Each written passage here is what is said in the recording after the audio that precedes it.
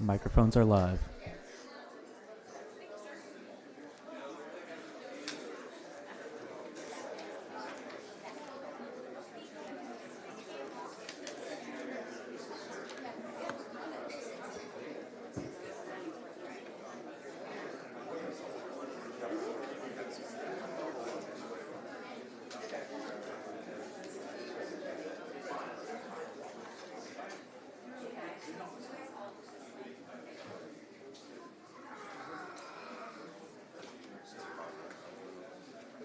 Has the police seen this? Have I? No, I have not. Has the... Get back.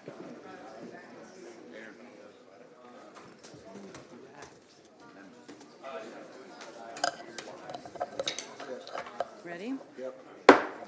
The chair will call the July 7th, 2026 meeting of the City Council to order. Please rise for the Pledge of Allegiance. I pledge allegiance to the flag of the United States of America and to the republic for which it stands, one nation, under God, indivisible, with liberty and justice for all. Clerk Redpath, can you please call the roll? Yes, ma'am. Alderman Cox. Here. Alderman Gregory. Here. Alderman Williams. Here. Alderman Rockford. Here. Alderwoman Purchase. Alderwoman Natriano. Here. Alderman Carlson. Here. Alderwoman Conley. Present. Alderman Donnelly. Here. Alderman Hanauer. Here. Mayor Busher. Present. Mayor, you have a quorum. Thank you. Can I get a motion from the council to allow Alderman Cox to join by phone? So moved. Second.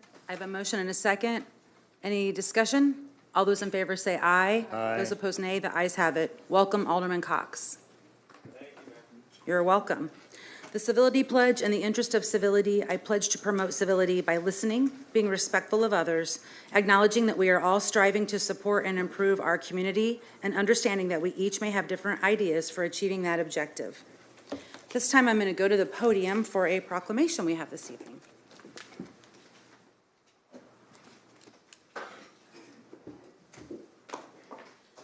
And may I invite Angie Soul, the Chief Executive Officer of the YMCA, and Lou Bart, the Communications Director of the YMCA, to join me. How are you? Good, thank you. Good. Do you want to speak before the proclamation? Read it? Okay. So I have these wonderful people next to me this evening because we are going to talk about YMCA soccer tonight, which welcome to all the players in the front row. We're glad you're here with us.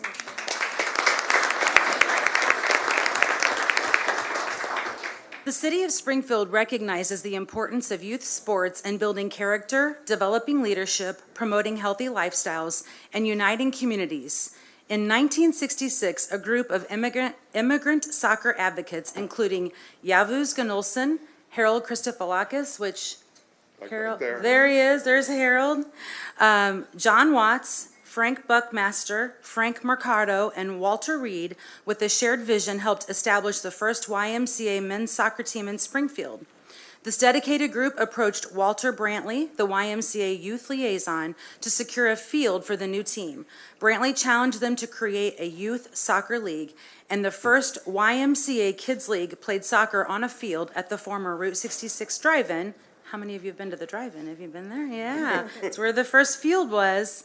Mowed by hand and lined by the coaches themselves, demonstrating the dedication, passion, and perseverance that would become the foundation of YMCA soccer in Springfield.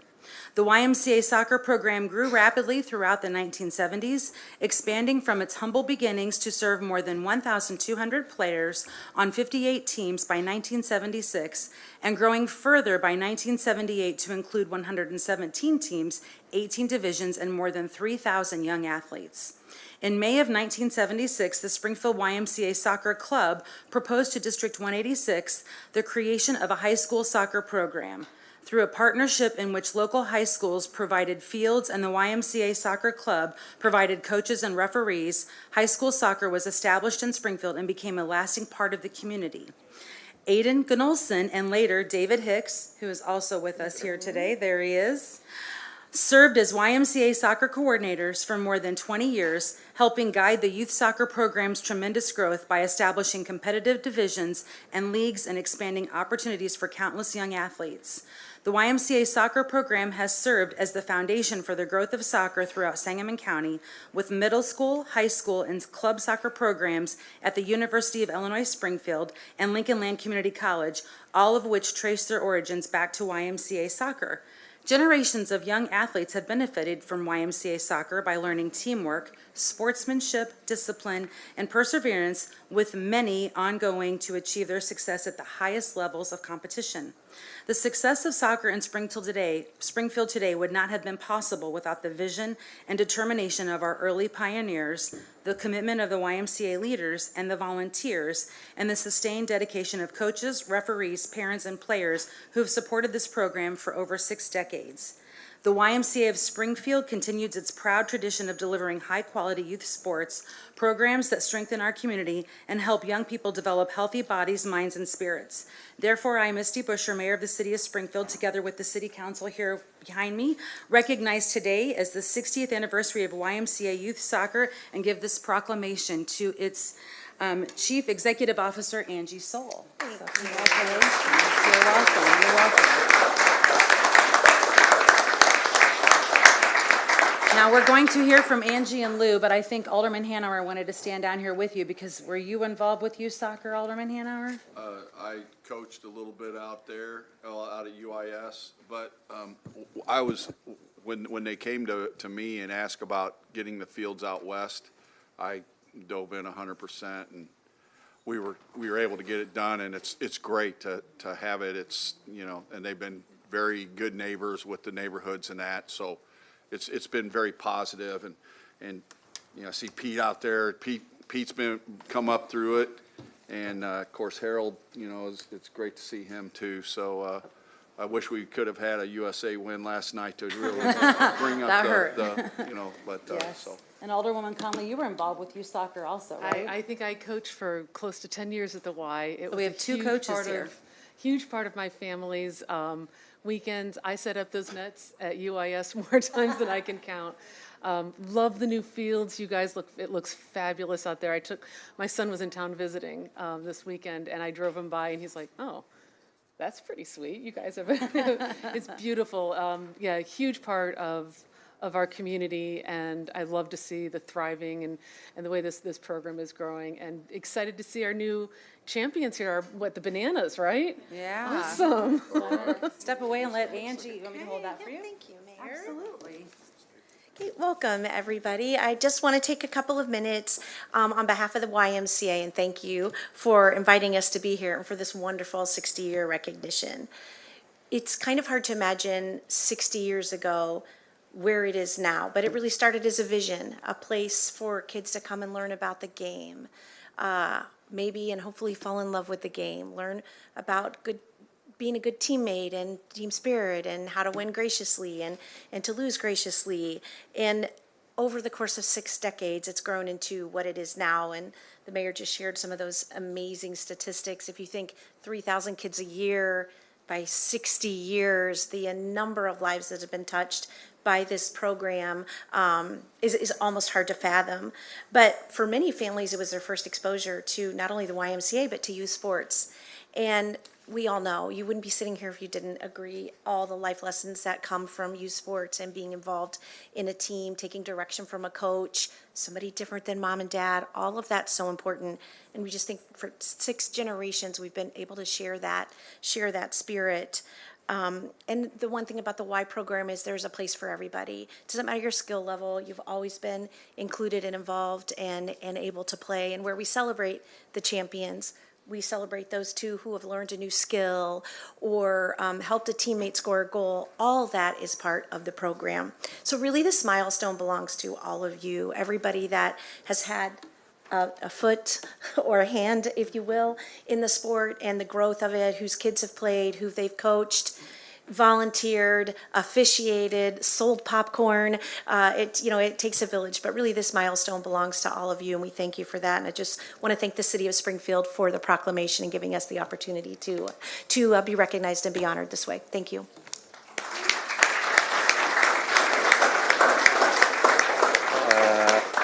And quickly, I want to recognize a few people. First of all, on the council, who played soccer for a while? I know treasurer. I had two boys that played, Played? not me. I played through high school. That was where it stopped for me. That's great. We appreciate it.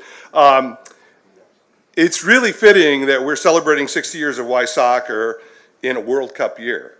And it's interesting because, and one that's being played in the U.S. I always, and Pete helped me out with this, and Dave, when we were studying the history of Y Soccer, what about, 1966, people in Springfield, they probably thought soccer was a communist plot, right? People hadn't even seen it. But what was interesting about that year and what was the spark was that 1966 was a World Cup year. So that's kind of fun. It was held in England. So it was a broadcast in English. And for the first time ever, it was shown in the United States. NBC picked it up. They picked up the finals, so they just picked it up right up from BBC, and it was broadcast to homes here, and it was on right before their MLB game of the week on Sunday. So I tried to figure out what the ratings, they didn't have it on there, but a lot of people saw that, and it was a spark for soccer. And then, with the folks, the pioneers that really helped start that here, it really took off. So interesting story that we're also celebrating this in a World Cup year. The team here is the Banana Falcons. They are our champion U14s, so our highest division team. They were the champions, played a heck of a game out there a few weeks ago, and they're here. And I'd like to have their coach, Mike Pesci, say a few words about Y Soccer and about these folks. Thank you, Lou. Just to reiterate, the program from the YMCA is excellent.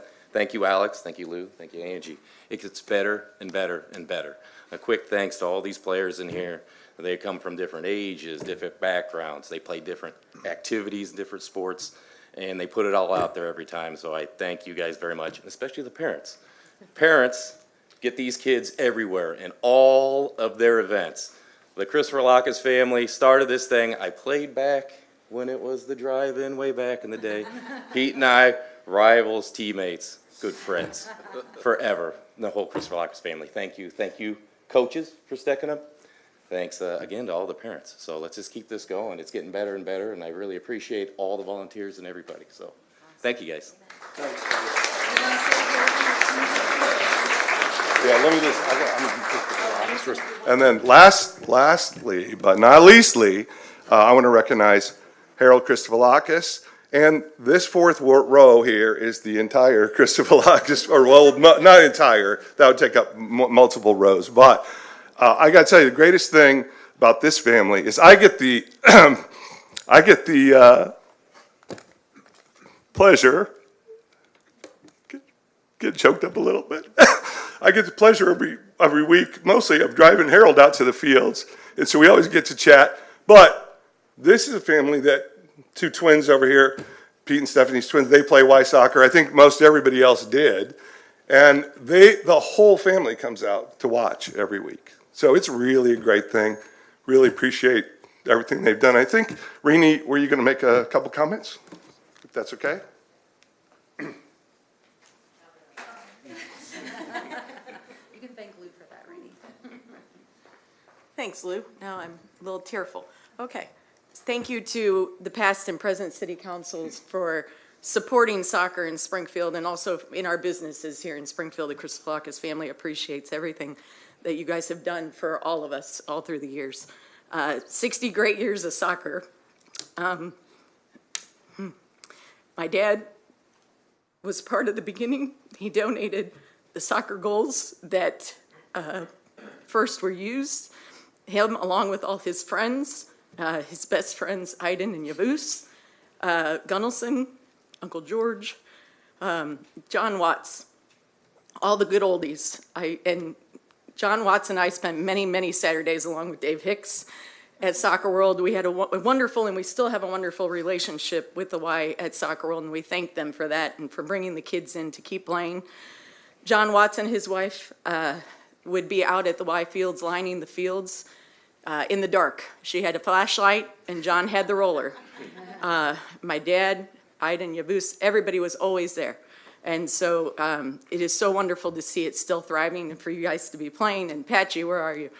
Patchy's been around forever, and it's awesome to see him now coaching because I was chasing him around yelling at him at Soccer World when he was 5 and 6 years old. So, again, my dad donated the soccer goals, helped start it, 30 years of coaching, me, Maria, Peter, and then into his grandkids. He's there on the sidelines yelling just like he did for us when we were young. So it's a wonderful thing, and my mom is right there next to him. All of our friends that are no longer with us, we wish that they were here today to see all of this because they would be very proud. They came from nothing, and they made a life here in the U.S. that was a dream, and this is what it's created. So thank you all.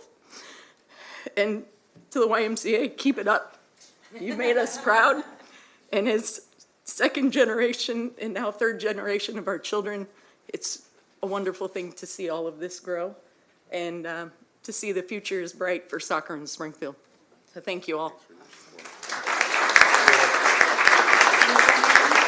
And we'll have everybody up team, the Chris Falakis, Pete, everybody associated with white soccer will get up for a picture here, if you would, in council. So kind of like do a little horseshoe. You guys in front, okay? Do a picture with the bananas. Yep. You guys kind of stay in front of this. Should I do my Herald invitation? Should I do my Herald invitation? I built like 100 soccer fields out here. I'll get back here. You want to move that, Amanda? You guys crowd in. How about you guys slide over and you guys right here. Just I'm gonna slide over. Yeah, come over here. You guys come on the side. Champs up front.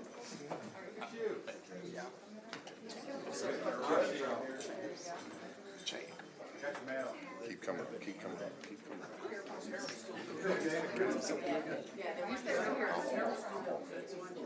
Get up front. How's that? I'd rather get it.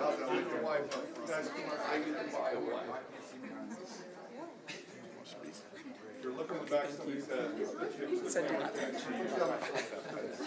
not looking in the back of somebody's head. Come up here, right here.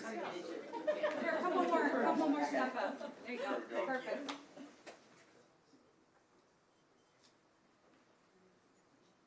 One, two, three.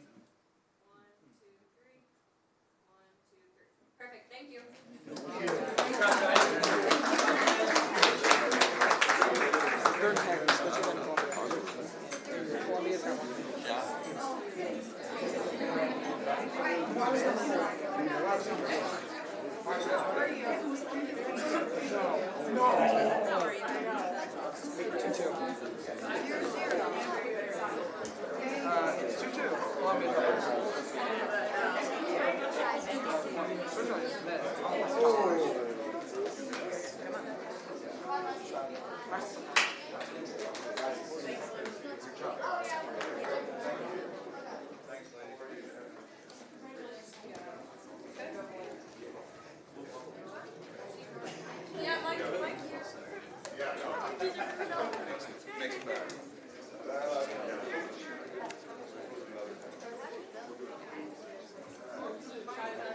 Voting still down? Is the voting machine still down? Okay.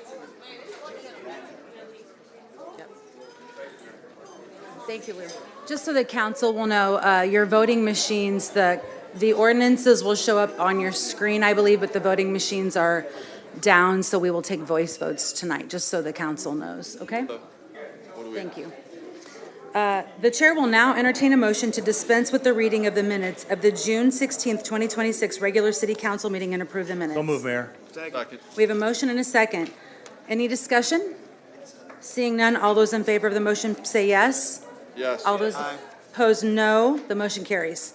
The chair will now entertain a motion to incorporate the pre-council first reading of ordinances into the record of this council meeting. So moved. Second. We have a motion and a second. Any discussion? And my screen is not up, so None of them are. you'll have to tell me if there's discussion. No discussion? Okay. All those in favor, please say aye. Aye. Those opposed, nay. The ayes have it. If you need to comment on something, yeah, do the old-fashioned way and raise your hand, like Alderman Gregory's showing you, so that we can, because the machines aren't going to show that you want to speak. Are you just helping me as an actor, or do you need to speak? No, I'm acting. Awesome, thank you, I appreciate it. Demonstration purposes. I appreciate it, Alderman. The chair will, the next item on the agenda would be the consent agenda. The chair will entertain a motion to incorporate the pre-council reading of the consent agenda into the record of this council meeting. So move. We have a motion and a second. Any discussion? Seeing none, all those in favor will say aye. Aye. Those opposed, nay. The ayes have it. Thank you, Alderman. The chair will entertain a motion to place the consent agenda on final passage. So move. Second. We have a motion and a second. Any discussion? Seeing none, the voting will now be open, so Clerk Redpath will take a voice vote for the consent agenda. Alderman Cox. Oh, sorry. Hold up. Go ahead. No, We're good. you're good, it just needs to be a roll call. Yeah, he is. Yep. Alderman Cox. Yes. Alderman Gregory. Yes. Alderman Williams. Yeah. Alderman Rockford. Aye. Alderwoman Natriano. Yes. Alderman Carlson. Aye. Alderwoman Conley. Aye. Alderman Donlin. Aye. Alderman Hanauer. Aye. Mayor Busher. Oh, don't need you. So the motion passes with 9 voting yes, Yes, none ma'am. voting no, correct? Okay. The next item on the agenda is 2026-294. It's being held in committee. Is there any action on this item at this time? Seeing none, we will move forward. The next item on the agenda is item number 2026-315, an ordinance authorizing payment to Flock Group, Inc., DBA Flock Safety, in the amount of $508,000 for the city's Falcon Automatic License Plate Readers, ALPRs, from March 1st, 2026 through February 28th, 2028, for the Springfield Police Department. Bless you. The chair will entertain a motion to place agenda item number 2026-315 on final passage. So move. Second. We have a motion and a second for final passage. Alderman Gregory has his hand up, so the Yes, Mayor. acting worked. Yes, Mayor, I would like to introduce amendment number 1. I need a second. Second. So we have a motion and a second for amendment number 1. Alderman Gregory, do you want to discuss this amendment? Sure. This amendment that I introduced, I know last week we talked about Flock, the company, and the access and some of the hiccups and I don't even want to call them hiccups, but some of the infringement on privacy that we have seen across the country. I did look up the ACLU's recommendations, and all of these things listed here are consistent with those recommendations that the ACLU of Illinois and national standards that is effective, constitutional, and trusted by many communities. And it's some very simple things that we have, and I'm just asking for that to be standard and be given to us for multiple things: transparency, equitable, making sure that these things are fair, and also reporting back to us so we as a council can come budget time, look to address these things in areas. So some of it, the annual reporting, the number of stolen vehicles recovered, the number of violent felony investigations, the number of arrests resulting. It also codifies their existing policy into our city code, and these are bare minimum. They always can get better. They always can get stronger, for sure. If we remember back in 2020, when our brother George Floyd was murdered, we again put in some things, and that chief then we codified some of those what do they call them, general orders from them. So this is no different. It doesn't change anything. It doesn't require disclosure of information that will compromise active criminal investigation, reveal confidential law enforcement techniques, or jeopardize public safety, otherwise require disclosure contrary to Illinois Freedom of Information Act. So these things is what I drawn up that I'm comfortable with. Still don't like the Flock as the company as we've seen some of those things, but I feel these things help us protect our citizens and our officers as well. Thank you. Alderman, I did not look this way, so I'm going to assume Hanauer was first. I apologize, I did not get to, I was looking at the Alderman speaking, so don't know who was first. Alderman Hanauer. I guess that since a lot of this is on the police, has the police, who's Officer Dodd or Might as well come Chief up. Dodd? You might as well come Deputy Chief up. Dodd is here, and then Commander Phillips is here as well. Both of them come up if you want, but Commander Phillips says no you want to thanks. stay back there? Don't blame you. Have you seen this yet, or do you? I have not seen the amendment. Here, you can have that. My concern is, I know there's a lot there, and I don't want to throw something on the police at the last minute that they aren't able to take a good hard look at and comment on. We've had people complain about last minute amendments up here before, and we just got this today, and so, which is fine, that's part of the rules, but I think it's only fair that we allow the police to weigh in on this. May I ask a question, Alderman? I know you have the floor, but may I ask a question? Do you Yes, mind? ma'am. Alderman Gregory, did this go to Chief Beal or Assistant Chief Leach? They're both not here right now, so I thought I'd ask. No, both of them are out of town. I did reach out to them on a separate matter. But all of this is things that Chief Bill spoke on that they do already. They keep track of numbers and how many we pushed on how successful this has been, right? So all of this is saying, well, give us some numbers. Every year, give us some numbers. There's nothing hard in this. The number of arrests that result in directly from APL alerts. If there's a breach of it, to let the mayor and the council know in 7 days. Simple. These are just simple things. And I will just say this, and I just skimmed it. I didn't have a chance to read it all the way through, but I know one of them says the locations of all the flock. That's probably not something we want out. I don't know if, there's certain things that we don't want to let people know where things are.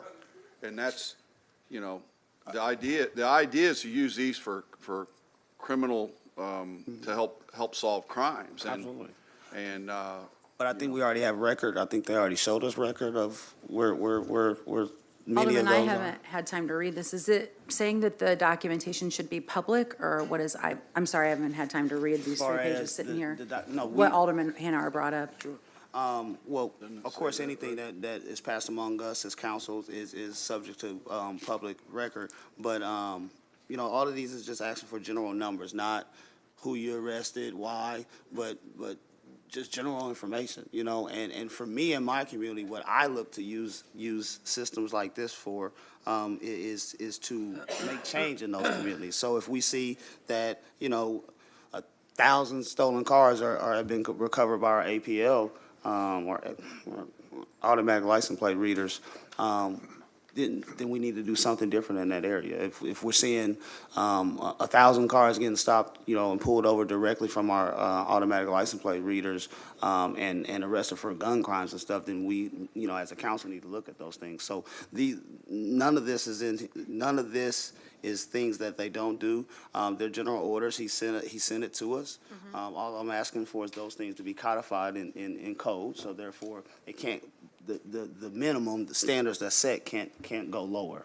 That it can tighten up. We can get better at it if we want to, but we can't get lower than what they have. We all know that government changes, chiefs change, mayors change, aldermen change, but our responsibility to the community and their privacy and their constitutional rights should always stay the same. So it's not blocking them, it's not stopping them from doing anything. It's saying, hey, just give us a report. Gotcha. Alderman Hanauer, do you have anything else on the amendment? no, I just Had the floor. want to make sure whatever we don't want to give sensitive information out, that Absolutely. is my concern. So, and it may not be, but I just quickly breezed through it. And so I wasn't able to ask the chief any questions about, kind of a deep dive in it, so. Okay. Alderwoman Conley, I know you're next. Do you mind if I ask No, go right ahead. Deputy Chief Dodd if he wants time to read this before we move on with questions, or do you mind? No, go right Okay. ahead. Yeah. Would you like a minute to read this? I'll just keep or- skimming through it if you guys are fine. If While there's we're other questions. talking? Yeah, that's fine. Okay, all right. Alderwoman Conley? Thank you. So, and thank you, Alderman Gregory. We did get a copy of the existing policies. I agree, this does look like it kind of just codifies that in, Chief, we've had a conversation about this, we've had a couple of emails, I still have more questions. And I understand what Alderman Hanauer was saying about listing locations. This just says general locations, and that was actually going to be one of my questions for you tonight was to, and I know this is, so I'm going to kind of loosely tie all of my things to this amendment. I've gotten a lot of questions about this ordinance. Yep. I'm deeply concerned with Flock as a company, and we've had that conversation. So deeply concerned, and not very comfortable with it. I will say, I think that this does kind of codify a lot of what we had talked about, and again, I'm reading very quickly, but it does say our total number, which we already know, we share that, but general locations. So one of the questions I had for you was, how do you pick locations for where these cameras go? So What it- sort of process is used, and how are they set? So at the beginning, when we were looking at our partnership with Flock, there was kind of two different schools of thought of how you can deploy Flock cameras. Another agency in our area decided to do a very focused deployment of them all around a certain neighborhood where they had higher crime. And so that, their array of cameras was very specific to that neighborhood. The other way to do it is kind of a citywide approach, and that's the direction that we looked at. So we looked at major thoroughfares coming in and out of the city, because there is a huge amount of crime that happens in Springfield from people who aren't from Springfield, so traveling in and out of the city. So we did the ways in and out of the city, interstate access, in and out of Sherman, Taylorville, all those areas were covered. Then we looked at major thoroughfares that go through the city, main streets, to try and pick up as much information as possible. And then the third thing we looked at was historical crime data. Was there any holes in the system where we know this area could be affected by higher crime rates? And that was the last area where we put the cameras. So really our first focus was not to put them all in one area, is how can we best use these cameras that we have to affect crime across the city. And that was our first main focus, was to spread them out across the city to have the biggest effect. Major roads going through or by neighborhoods, and then lastly was the crime statistics. Okay, and so some of the stuff in the section 1 of this amendment, I will say, I think these are important reports for us to get as a council. In a lot of ways, again, we had a conversation about it, but I think, some of the things that we were talking about are topics that people more broadly need to know more about. There is significant concern around privacy issues, tracking of vehicles, tracking of people through the use of these cameras. I know a lot of the people who reached out to me had concerns about face recognition, voice recognition technology.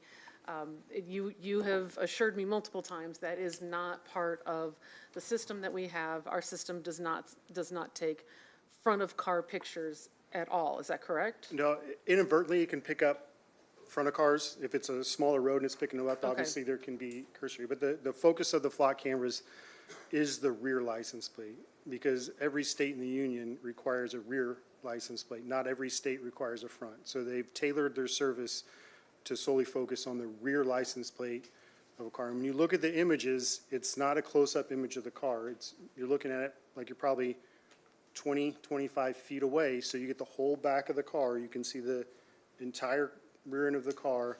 It's focused on the license plate, and you see the area around it. So are there pictures that inadvertently are of cars going in the other direction? Yes, but that's not the focus of the technology. They don't pick up audio, and they're not a live feed video. It's solely pictures that are captured by our cameras. And one of the things that we talked about was that you are seeing an increase in stolen vehicles being recovered. Yes. As a result of this. And so again, I think, Alderman, I think it's great that you include number of stolen vehicles recovered through the use of this technology, the number of violent felony investigations where this materially assisted the police department in their investigation. I think, we've talked about this, I've talked about this with you and with the chief and with prior chiefs. Having an informed city council and having us understand what tools that you have are effective, how they're effective, and what ways you're using them makes it easier for us to understand what they're being used for and And again, to have a level of support and comfort with something like this, because this one's not sitting easily. You know, when we talked about that too, again, I mentioned it last week, but, you know, the concept of tracking women who come into Illinois for healthcare purposes is deeply disturbing to me. I know that we as a police department are not doing that. And we've talked a couple of times about how is this data maintained. But on the second half of the next half of this amendment, one of the things, and again, I really appreciate this, Alderman Gregory, asking for information on security breaches and misuse. So this is, as I understand it, these are maintained by the police department. We have an automatic 30-day data destruction unless it's been tagged directly to a case. Well, everything automatically, after 30 days, Flock automatically deletes it. So it's constantly, it runs through the system, 30 days after that picture's taken, it's off the system. There's no way for us to go back and recover it. It's not archived, it's not hidden somewhere in the software. 30 days and it's gone.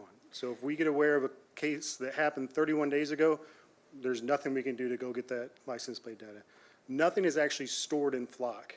So if we have a hit or a vehicle read that is part of a case, we actually have to take it out of the Flock, and then we store it in our evidence.com digital evidence vault. And I guess you kind of mentioned, you said two things right there that I've been thinking about a lot. Flock does the destruction after 30 days. And I think, again, my concerns are not with the police department. My concerns are with that particular company. And the fact that they have that ability to do that data destruction, again, leaves the question mark of, do they have the ability then to access these images, to share or distribute them with or without our permission? So when we were going through the RFP process, we looked at the three main vendors that are in the space of ALPRs within the country, Flock and then two others. One of the other two outright admitted that they kept and would sell the data that was captured by the cameras. They were much cheaper than Flock. The second company claimed that they wouldn't sell the data, but when I got a hold of the contract and read through it, there was a clause that clearly stated they could maintain and sell the data if they wanted to. So both of those in the RFP process, we scored very low because when we started this process, we wanted to protect the citizens' rights as much as possible. Flock was very hard pressed that it is an automatic 30 days. The other companies that we looked at, you could set your own retention policy. If you wanted 90 days, they'd give you 90 days. If you wanted longer than that, they'd give you longer than that. Flock, from the time that it started throughout its history, has been hard 30 days. If you don't get it within 30 days, it's gone. You can't change it. You can't modify it. I can't reach out to Flock and say, hey, can we switch to 60 days? 30 days. But do they have access to the data independent of the They department? have limited access to the actual data in the scope for helping us as consumers. Like, if we have an issue with the platform, they can go in under that limited scope and look at that specific data. Other than that, they can take the aggregate data, which is stripped from all identifying information, license plates. It's really the number of plate reads, that type of information they can use to help improve their system, show statistics, and put out on their own sites, like, hey, this is how many plate reads Springfield has. It's completely stripped, and it's part of our contract, it's completely stripped of all identifying information. So you mentioned our contract. Yes. And again, Alderman Gregory included that in this amendment. You know, if there's any misuse of the data and there's any, again, uses other than stripped of, but with identifying features included in it, what does our contract say then about ending? Can we contractually just end this contract with Flock at that point? And what other recourse do we have if that were to happen? So as part of our master service agreement with them, that they can use it for that limited scope, I would lean on Corporation Counsel if there's a violation of it, what our actual recourse would be, but I would believe that we'd be able to. Sure, so, Lost Jeff for a minute. in terms of a breach, any material breach of the agreement which you're describing, we would need to give notice, and then we're allowed to terminate the agreement, with 30 days' notice. And what other recourse do we have? I mean, because again, when we're talking about a breach of data like this, and a breach to a third party that is not subject to the same restrictions that our police department is, what other recourse do we have? So if there's a breach of our security system, we could seek monetary damages to the extent that we're harmed. Specific performance, we couldn't undo that. So what we would pursue most likely is termination and then monetary damages. So part of the contract, the city of Springfield, SPD specifically, owns the actual plate reads that come through. That is our data. Okay. So Flock can't then take that data and sell it to a third party. So that is our data, we own it. So can I just ask a question, because you keep saying sell. What if it's not a purchase or sale agreement, but it's actually just sharing? Can Flock share our data with anyone? I can speak to that, Alderwoman. So the footage that comes through these cameras is defined as proprietary information, and it's not allowed to be disclosed outside of the agency, which is the Springfield Police Department. What Flock is allowed to do is aggregate the data, not the footage, but this number of Again, cars or that this many. broader stripped of identifying features. Right, stripped of all identifying features, but any disclosure of the footage that happens on these Flock cameras would violate the confidentiality provisions of the contract. Okay, thank you very much. So SPD, we choose what agencies we want to share our data with. And as a policy, after Texas made some laws that we don't agree with, we turned off our nationwide sharing. So other parts of the country, you can do a search and it'll hit any agency that has opened up their Flock camera system and their information to nationwide sharing. Ours is not. It's hidden from that. So if someone from Texas wants to hit Springfield's ARPR, they can't reach it. It's hidden from them. And Flock cannot share that. They can't go through Flock to get to our data. No, they can't go through Flock data. And the other thing that we have set up is, Chief Beal talked last week about how we share with neighboring departments in our areas. So our standard right now is within 50 miles. If an agency gets Flock, they can get access to ours because of how close we are. Outside of that 50-mile radius within the state of Illinois, even Illinois agencies have to send a request to SPD to then get access to our data. So we share with a decent amount of Illinois towns, municipalities, counties. But I have a list on my computer right now of over 100 agencies within the state of Illinois that have requested access to our data. I don't do anything with them. Generally what happens, if there's a case in a municipality where they think they could have information down here, they'll either reach out to us directly or they'll go through Flock to reach out to us saying, hey, can we access your system? And then that gives us the opportunity, why do you want access to our system? What are you looking for?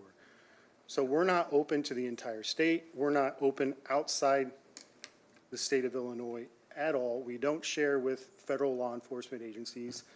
Our security and settings within Flock prohibit any searches based on immigration status or reproductive care.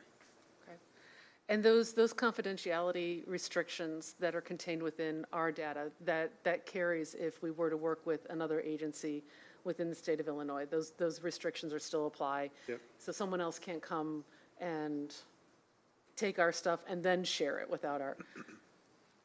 Okay, I will just say, Alderman Greggy, I think this is a really good amendment. I appreciate you putting this together.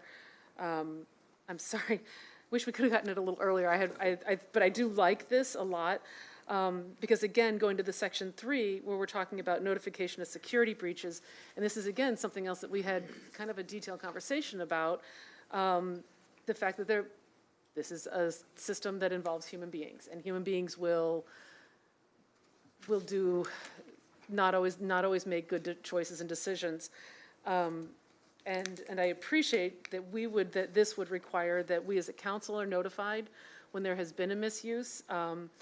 It doesn't, I think, and Alderman Gregory, if you don't mind, Mayor, I just want to ask, this doesn't really necessarily say we need to get names or things like that, but just that something happened and that we get notification of it and that we understand how this was resolved. Is that correct? Absolutely. Okay, so because I've been reading on some very disturbing abuses of Flock, of these cameras in other departments. And again, I appreciate that Springfield has internal controls, and we talked about that you track, you have to have a case number, that there's documentation every time, how often, how long, is that right? Well, any search in itself doesn't take, so it doesn't track time, but Sure. everything is time and date stamped, That's what I meant, so yeah. that everything, Okay. yeah, so it's So all- we have procedures and protocols in place to ensure that there is a gate checking, Yeah. even on our own officers, that there aren't abuses of this. And I know, obviously, you're probably trying to skim and answer me, and I appreciate that, but I think those are the ends of my questions. Those were the questions I still had outstanding. Thank you very much. Thank you, Mayor. Alderman Donlin. Yeah, thank you, Mayor. Thank you, Chief. Alderman Gregory, everything you stated when you summarized this, I can honestly say that there are questions that we have asked or should be asking about this particular program. I think the program has been extremely successful. The department has done a good job when I've met with you individually in answering those questions that I've had, and even in this room. But I want to ask a couple of questions. We'll give you a few minutes to take a look at the actual document, since you just got to I'll put it in front of give you. it a shot. And you've done a great job thus far, Chief. But Corporation Counsel, I know you passed this out right before the meeting. Have you had an opportunity to review the document? Did you have an opportunity beforehand? Not in detail, no. I received it today. Okay, and that's fine. Do you, I'll ask it anyway. Are you comfortable that this allows the department to continue to do what they've been doing, utilizing the product and system? We could continue to utilize the system. What I would prefer to do, or what I would have talked with the department about, is how often we've changed the operating procedures for this, or what comes up. Right now, we change standing orders quite a bit when new case law comes out or new best practices come out. This allows for modification only when to comply with changes in state or federal law, and not maybe best practices being updated. So we need to come to city council to update those standing orders. As we sit here, I don't know how frequently we've done that with Flock. So that's just a question mark that I have. But I think we would still be able to utilize the program. I think that would be a question, one of my questions regarding this, yeah. Yeah, we have had to change and modify the OPS-8, which is our general order that covers the license plate readers, a handful of times. My concern with Section 2 on that, and I guess it'd be a question for Alderman Gregory, is the Texas law, for example. We were able to very quickly pivot, make modifications within our system, contact Flock, hey, this is what we want to do. They were tracking. We got it done in an extremely short amount of time. If something like that were to happen again, to bring something in front of the council for an ordinance to change this amendment, that's my concern is, if there's case law, something changes, we want to be able to pivot to best practice as soon as possible. And unfortunately, we're all in the government. We know that there could be delays in trying to present something in front of the council before we could do it. So that's a concern I have on Section 2. Absolutely. And Alderman Gregory, sorry to interrupt you. Would you mind if we, no, it's okay. Would you mind if we'll all keep track with a note, but possibly we could amend your amendment to say if they want to make the rules stricter, they can do it themselves. They just can't make it looser without council approval. Just think about that if you would. Yep. That way they have the ability internally to make stricter rules in place without having to come to council, but not looser rules, which I think would be what would concern you, would be the looser rules. I thought that's what we were getting at with the minimum, where we're at the minimum now. And if, let's say the minimum was, before the Texas law thing came in, was the minimum was how they was doing it before, and they seen that, and they wanted that tightens it up, so they're always Right. able to tighten it up. But that way they can tighten it up themselves. Yeah, okay, Yeah, no, just no, think about that. Right. Absolutely, yes. Sorry, thank yes, you, sir. yes. And we can make that language clear. Perfect, okay. And then- Alderman Donlin, you have more? Yeah, I do, Mayor, and thank you for that. Thank you, I Alderman like, I Gregory. like when things organically move to a positive direction, so thank you all for the comments. You know, I too share the concerns about the data sharing and want to ensure, and what I heard last week from the chief is that, you know, we are, and heard it again this evening, that we have rules and procedures and our practices in place to protect us. But quite frankly, I've learned that I'm very reluctant to trust, not referring to you, but any company, and I don't like what I've read. It's very concerning. But one question I do have that came up while you were speaking, Chief, is how does Flock have the ability to delete something, and maybe it's just semantics of language here, after 30 days or at the 30-day mark, or is maybe I'm answering my own question, or is the application or software set up so that after 30 days it's automatically deleted unless we take some precaution? In other words, they don't come in and delete, do they? Let me try and find the specific language in the contract that talks about the retention, and I'm thinking,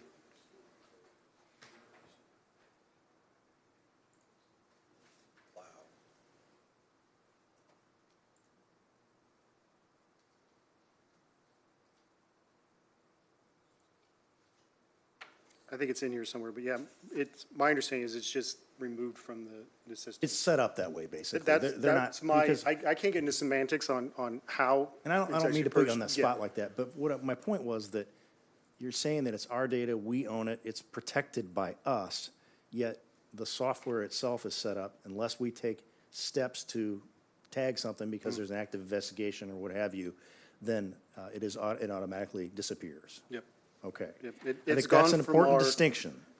Yep. Yeah. Yeah, I can confirm that after the 30 days, we no longer have access to the data. All the data is actually stored on a CGIS compliant server that Flock has. So we basically port in and can see the data that is in our little section of the server, and then however they get rid of it after the 30 days, it's gone, as far as we know. Thank you, Chief. And I think that, again, the key question here is, what does this change? What should we be asking for? A lot of good questions on this sheet. The suggestions I heard you all talking about, that I know Alderman Gregory is going to respond to momentarily, is a good suggestion and allows you the flexibility to tighten it up if we need to, but not loosen it up. Thank you, Mayor. That's all I have at the moment. Alderwoman Notriano? Thank you, Mayor. She had her hand up earlier before you did. I'm sorry, you're next. Yep, I have you down. The lady was first, Alderman. The lady was first. Alderwoman Notriano. Thank you, Mayor. So how long has Springfield Police Department been using automatic license plate readers? 2022, I believe, is when we got everything.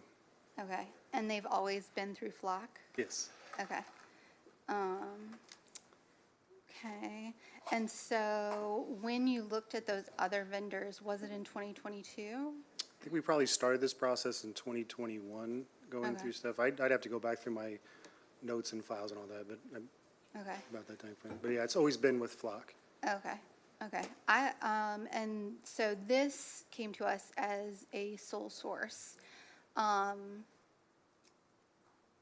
Based on the outreach that I've received from constituents, there is very little public trust in this company. And so I think it would behoove us, the next chance we get, to put out a broader call and perhaps take another look at other vendors since so much time has passed. Is just my suggestion to you and to the administration. I also want to remind my colleagues that like our job up here is to provide oversight for the police department. So I understand that you want to make sure that this isn't going to upset the apple cart too much. But we have citizens with very real and very serious concerns. And so we should be focused on those concerns and making sure that we're doing what is in our responsibility to do to make sure that we're using this tool the best way possible and in a legal way. So I didn't understand quite, so the agencies within 50 miles, they're able to get onto their flock systems and search ours, or do they still have to go through us? They can, the way Flock is set up, that if they do a search, they can either pick just their own camera array, or they can click on the button that says cameras that are shared. And so ours are shared because of all the stuff, like Decatur's a prime example. Similar cases, similar people coming back and forth. Yeah. We've opted to share Okay, with them, and they share with us. So if we have an incident that happens in Springfield, when we do a search, we can either just search ours, or we say, hey, did this car, is there a nexus to Decatur? And we can search Decatur's. okay. And do you have a data sharing agreement with Springfield or Decatur Police? Okay. Yeah, so that would be good. And to point 10 on this amendment in the first section, it would definitely be good for us to know and make publicly available the other agencies who can go in on their own, do a search of our data. So I got an email today. I was just looking at it as I was walking in from a constituent who's concerned about privacy rights. And I'm not sure if you can speak to this or not. I hate to catch you off guard. But they say, looking at a website, they say that just in May, Springfield officers searched 571 different flock networks with the reason of traffic infraction. Can you speak to that at all? What was the officer's name? Oh, just in general, Springfield police officers. Oh, I thought you gave a specific, No. Have conducted 571 different flock network searches for traffic infractions. Can you speak to that at all? so Flock doesn't track traffic speeds, anything like that. It just takes pictures of the plate. We can't tell how fast a car was going. We can't tell if they stopped at a red light. We can't tell if they're illegally merging or not using their turn signal. But like when our officer goes in and does a search, don't they have to like pick from a drop-down menu? I'm So, searching this so there, yeah, there because- is a handful of reasons, and I can actually, I believe I have this statistic. So within the past 30 days, the top 10 searches of our flock was motor vehicle theft, 1,243 searches, weapons offenses, 730, hit and run accidents, 477, wanted persons, 460, fleeing, 440, larceny and theft, 395, burglary, 276, drugs and narcotics, 227, domestic assaults and batteries, 177, and assault and batteries, 165. So traffic is, I'd be interested to see where they're getting that data from, but It's a website, haveibeenflocked.com, yeah. I'm not- which I'm telling you, got this today. This is me working through it as well. So I have no idea, I just wanted to know, have you heard of that website? And if you could speak to that particular search term. And then there's another one, or reason for search. City planning and traffic analysis, is that a search you're familiar with? No. Okay. Yeah, because, essentially, this person is concerned that there would be searches for that, and I would also be concerned that there were searches for that. Yeah. No, Okay. we wouldn't use the search for any kind of traffic patterns or anything like that. Okay. That's not what it's designed. And it can't, the flock can be used for some traffic, but it's accidents and hit and runs, which is Okay. key to why it's the third highest search up there, so it's. Okay, good. And then, do we search on behalf of the United States Marshal Service? We have an officer who's assigned to the United States Marshal Service who has access to the system. So if he is part of a case and is looking for a violent fugitive, he has access to it solely for those. The rest of the Marshal Service does not have access into our Okay. flock system. Yep. And so do we make a record of, like, that searches for that? Yeah, we every time there's a search, we can see the officer's name, the reason for the search, and the case number that he's working on. So all that information is part of the audit. So if we. And those are required fields? Yes, so we know if he's searching it, because that's his full-time job is to work with the Marshal Service, that's probably what he's doing, but all of that is captured within the audit. Okay, okay, Yeah, great. the US Marshals, FBI, DEA, ICE, they don't have direct access into our system. Okay, okay. And so I don't know, Alderman Gregory, if you have something in there about those searches done on behalf of federal agencies, but I would like to add that. So just some summary stats on that and those reasons, like, you know, is it searching for a violent criminal or what have you? Yeah. So, so I truly believe that this technology is the future of policing. And I know I've seen firsthand that it has been helpful to the police department. And I just wish that I and my constituents felt better about the company that we're using to do this. So, you know, I really would encourage you all to think about just searching out other options as this contract allows. So, thank you. Alderwoman, I took note of your suggestion, and when we get done speaking on the amendment, we'll talk about those if you're okay with that. Okay, sure. I see it's important to have in there, like, our officers that are assigned to the FBI Joint Terrorism Task Force, they should be able to access the system. Even though they're assigned to work with the FBI, it's a powerful tool. FBI's not searching it, but our guys who are assigned to those task forces, JTDF, Marshals, DEA, I don't think we can carve them out of this. I think it's such an important tool that they need to have access to it. Yeah, So- and I think as long as there's oversight of it, you know, that's fine. Yeah. It's on us to make sure that it's being used in accordance with the community's values and the laws. 100%? Yeah. Thank you. Alderman Williams. Thank you, Mayor.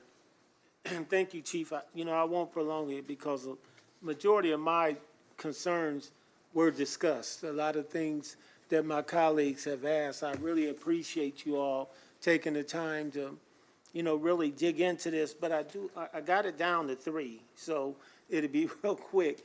The first one, is there any type of agency that exists in this country, or even maybe international, that does not need your permission to access our data? Or do all of them, and this is really important, do all of them have to request permission to get the data, or can they get it any other way without your permission? They cannot. They cannot, They- no matter what level of government? The conversations I've had with Flock and the calls that I've gotten from them on behalf of other agencies who are calling to request, unfortunately, sometimes they're trying to reach out to me and have those conversations when there's other things going on. It's taken me a while, and they will harp on me, hey, they really need access because of this specific case. Can you give them access so they can see your data? So No higher authority can say, get the data. Trump can't tell you, give me the data. And you can say, I'm not doing it. yeah, we can say, if I went in there today and, say there's an issue over in Decatur and they're misusing it, I can, in one click, I can say, all right, Decatur, you can't see our stuff anymore. So we have complete control over who accesses the data. The same audit where I can see my officers that are searching it and the reasons they're searching it, that same audit shows me Officer X from Decatur searched it. What's their reason for this type of case? So it's not just audit on how our officers are using and looking in our data. It's anybody that touches our camera system, anybody that is doing a search that hits the Springfield Police Department flock is logged in our audits. And you're also saying Flock can't give permission? Nope. Even though they're the company, because their contract says they can't, right? Yeah, So they can't give the permission either, okay.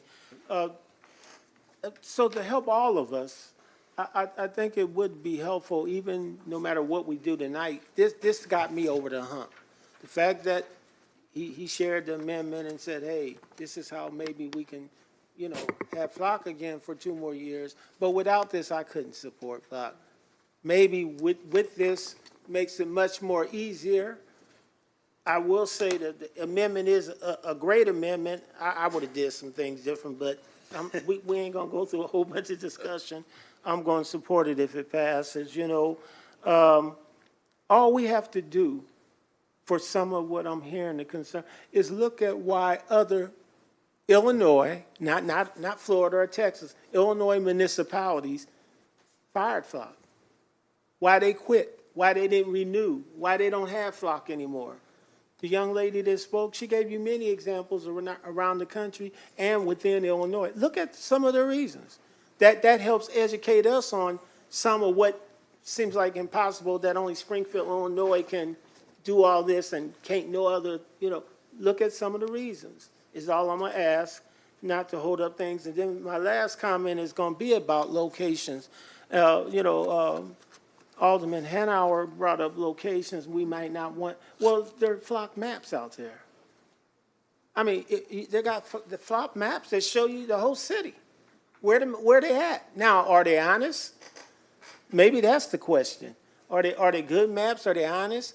But there's Flock maps. Would you agree there's Flock maps that exist where all the locations of our Flock cameras are? To be fair, I have a map that shows me exactly where all the cameras are, so I've never looked outside of that at the have I been flocked. I don't know how accurate. They're not hard to spot. I mean, they're not camouflaged. You know what I mean? Like, once you know what a flock camera looks like, they're pretty easy to see. But no, I haven't compared our actual map with maps that are online. Okay. I just wanted you to know that I don't think the thought of locations being secret is a part of any of this, because there's all kinds of Flock information out there. As far as location is one of the big ones that constantly get searched. People want to know, is one near me, that kind of thing. So I appreciate you coming, Chief. I appreciate you answering the questions, because it is an earful. I appreciate my colleagues, because by the time it got to me, a lot of my stuff was, so maybe you should keep skipping me to last and only get down to. Noted. Thank you, Mayor. Appreciate you. Alderman Carlson. Thank you, Mayor. Chief, so we've had this for 4 or 5 years, and this is a 2-year renewal. I mean, I want to turn it back to what Flock is used for, is the positive side of it. I mean, we've dealt with, I felt some roadblocks and maybe some what-ifs. I mean, have we had any serious issues the last 2 years or 3 years? I've only been on the council 3 years. Have we had issues with the use of it, or have we had success stories? The use of it. I mean, by bad actors, bad police, anything. It's not the camera, it's the actors, it's the bad police as I see it. Yeah.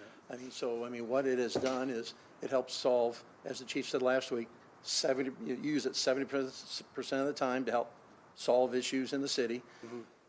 Facts are homicides are down last year. Shootings are down the last year. I think in the end, and to me, one of the big, and I've had some people from my ward call me, and we've had great discussions. I've had some people in the ward that think we don't have enough Flock cameras. We need more. We need more security. We need more safety. One person brought up that, we have the Amber Alert system in the state. If my kid is abducted in Peoria, Bloomington, or here, and the car's driving, up 151 or through, 55, I mean, I want all eyes and ears on that car once it's identified. And this is the system, to me, that is going to identify it, is going to help solve that issue, help solve the, find the car. I think we're all too familiar with, cases in the, 80s, 90s, early 2000s of child abductions where they have, it was a white van. I hate to use such a stereotypical, but, and that's who they believe, took the child. That would be nearly impossible to do in Springfield, because not only can we quickly identify the vehicle, get the plate, put it in the system, and track it. So, that's the worst case scenario for the use of it. But, in today's day and age, those type of cases would be solved much quicker, kids returned. We haven't had that locally. We have had an Amber Alert that came through town that hit Flock, and one of our detectives was able to do a traffic stop on it and help get the kid back. So it is a very powerful tool. You know, it's hard to predict when we bring pieces of technology or different practices into to law enforcement, how big of an impact it's going to have on reducing crime and solving cases. And almost immediately after Flock was deployed and implemented within Springfield Police Department, detectives were coming up, and the constant comment they were making is this is the most powerful tool in law enforcement. Because so many crimes are committed, everywhere from homicides, shootings, obviously stolen motor vehicles, retail thefts, hit and runs, so many of them have that nexus to a vehicle. And having the ability to quickly identify a vehicle, the correct vehicle, and put that into a case to build it quicker, it is a huge, huge asset to law enforcement in keeping the city safe. I know it's not quite fair. We've all just had a short time to look at this. Do you see this as extra work, doing some of this? I mean, I think, to me, before you answer, I think we do have some controls and backstops already in place from Chief Beal last week and what you said tonight. Is there going to be extra work involved in tracking all this information? So we currently, you know, if you look at Section 1, the police reporting and equitable deployment, right now, when an officer uses Flock and it helps solve a case, they put it in the narrative of the report. There's not a button that they click or mark when they're submitting that report that makes it easy to pull that data and say, all right, they use Flock for this or this. So right now, we don't have a mechanism in place to be able to produce the numbers in the specific details that are requesting this. Doesn't mean we can't develop something or we can't come up with something to help get the data that you're asking for, but I'm just saying right now, that specific piece is something that we're gonna have to work on, you know, internally. Codification of the ALPR policies, you know, Section 2, I kind of already addressed my concern that, you know, we do need to be able to pivot quickly. And if I guess my question to you is, if an agency reaches out to us, say, you know, whatever county up north, they want to have access to it, they have a good reason, we can still do that based on our policy and not have to come in front of council and say, you know what I mean? Nope, as long as we not weaken it, and these are gonna be our minimum standards. If you want to make it stronger and tougher, if we want to be like Madison, Wisconsin at the end of this 2028 contract and say, you know what, we don't like Flock, we wanna look for a different vendor for whatever reason like they do. And they're police officers too, right? I'm sure we respect all of our officers throughout the country, right? And some are saying we don't like Flock, we're gonna go with a different vendor who's better. Some say we like Flock, so I'm just saying that our duty is to ensure, and I respect what Alderman Carlson is saying, but however, I've been here for some time, and do you remember a guy named Aaron Nichols? He was here for 25 years, never had a peep, but he was on a secret website, and he hated everybody in this room, white, black, green, or yellow. Women. Just saying. So we have to have these things in place. We don't want to wait until, you know, it's breached and we don't have protocols in place, and not saying that you don't, but we have, it's our responsibility to make sure, and that's what all of this is about. And I'm fine with some of these policies in place here and backstops, but I don't want our police force, and I trust Chief Beal, I trust Assistant Chief Dodd, I don't want you guys to be off target from what your day-to-day job is in helping, you know, solve crimes and not to minimize it, but just some undue paperwork that takes your focus off what your real job is on a day-to-day basis. That's what they do. That's him, Chief, everybody with these gold badges, that's what they do. Paperwork, meetings, making sure that their staff is following their things. So I would say this, he just answered probably about 50% of that Section 1 right there. He said 200, and you listed off the numbers. He just answered it right there, no problem. And that's all I'm saying, that, you know, first of the year or whatever, can we just get some numbers of how this has helped us and things. And that's really it. And their general policies, their general procedure is written, is there, and we're just saying, hey, we're going to codify this thing, and it can't go no lower than what the standard is right now. It can always get tighter, and that's what this is all about. And I do have a question about Section 3, the immediate notification of security breaches. Both Flock and Evidence.com, where we take the data from Flock and store it somewhere else, both of them are seizure compliant, extremely robust and secure servers or government servers and all that. So the breaches on that level, I'm not worried about. My question is about the misuse and the 7-day reporting. You guys, internal affairs, which is where a violation of this policy would end up and go through the course. My only concern is the 7 calendar day to like, it's just going to be starting at that point. So to be able to come back and fairly report misuse when it hasn't even fully been investigated, that's kind of where my concern with 3 would come into, if that makes any sense. It's just a notification. So let me ask you this. Why would our internal affairs be investigating something? It may be, like we've seen from. Yeah, Alderman Carlson wasn't done, so. Oh, I apologize. But you answered Deputy that, and Chief I Dodd mean, brought I that mean, up, so yeah. we'll No, circle back to I- that in a minute. Alderman, if that's okay. Gregory, you and I will circle back to that in a minute. Okay, go ahead. That's fine. No, Alderman I think Carlson. I'm done. That's fine. Thank you, Mayor. Thanks, Chief. Yeah.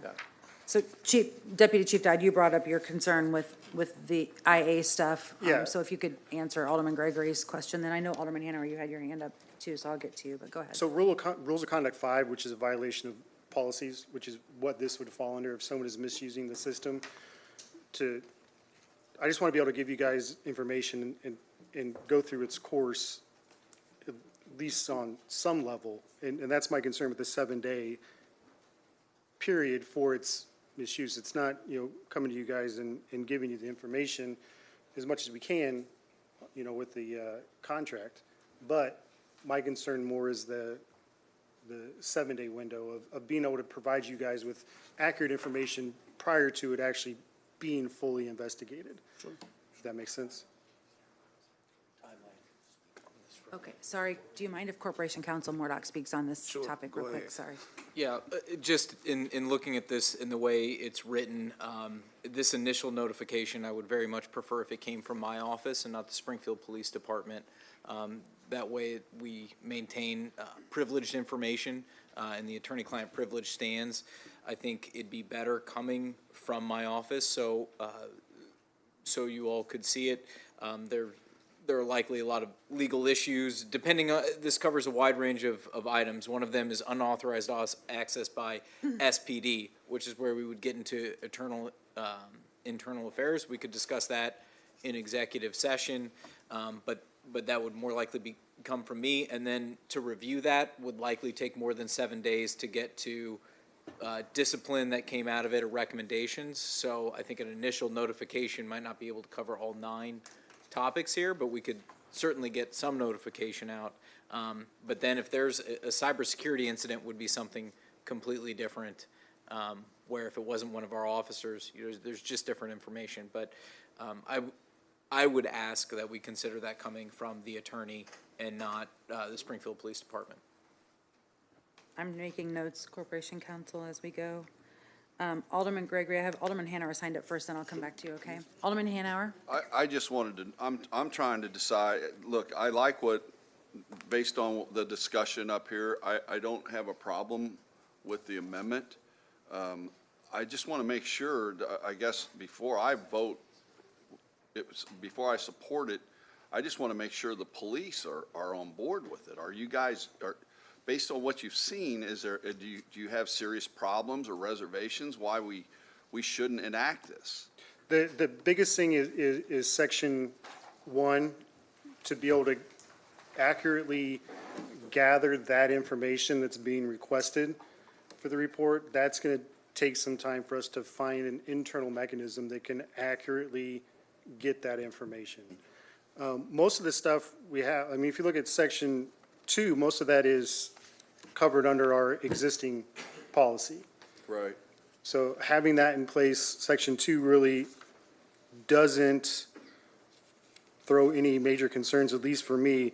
It's just the understanding that Section 1 isn't something that we can start tomorrow. No, you got a year. You know what I mean? Like, so that's kind of where I'm at, and then obviously my concerns with Section 3, just in the time of this. Oh, you're okay. I thought somebody was raising their hand back there. Go ahead. But overall, I mean, is it something we can work on Or should we, I mean, I don't know. Do we need to hold this whole thing? I want to make sure that you guys are good with it, and I mean, I don't see a problem with getting some reporting, but I also want to make sure that it's not going to be, you know, that I want to make sure that the police department supports it. I wish you would have had this beforehand, so you could have, you know, we could have kind of worked. Like, for instance, section 1, number 7, evaluation of the effectiveness of each ALPR location using objectively public safety data. That, again, is going to be somewhat difficult to do. The individual locations compared to areas where they're effective.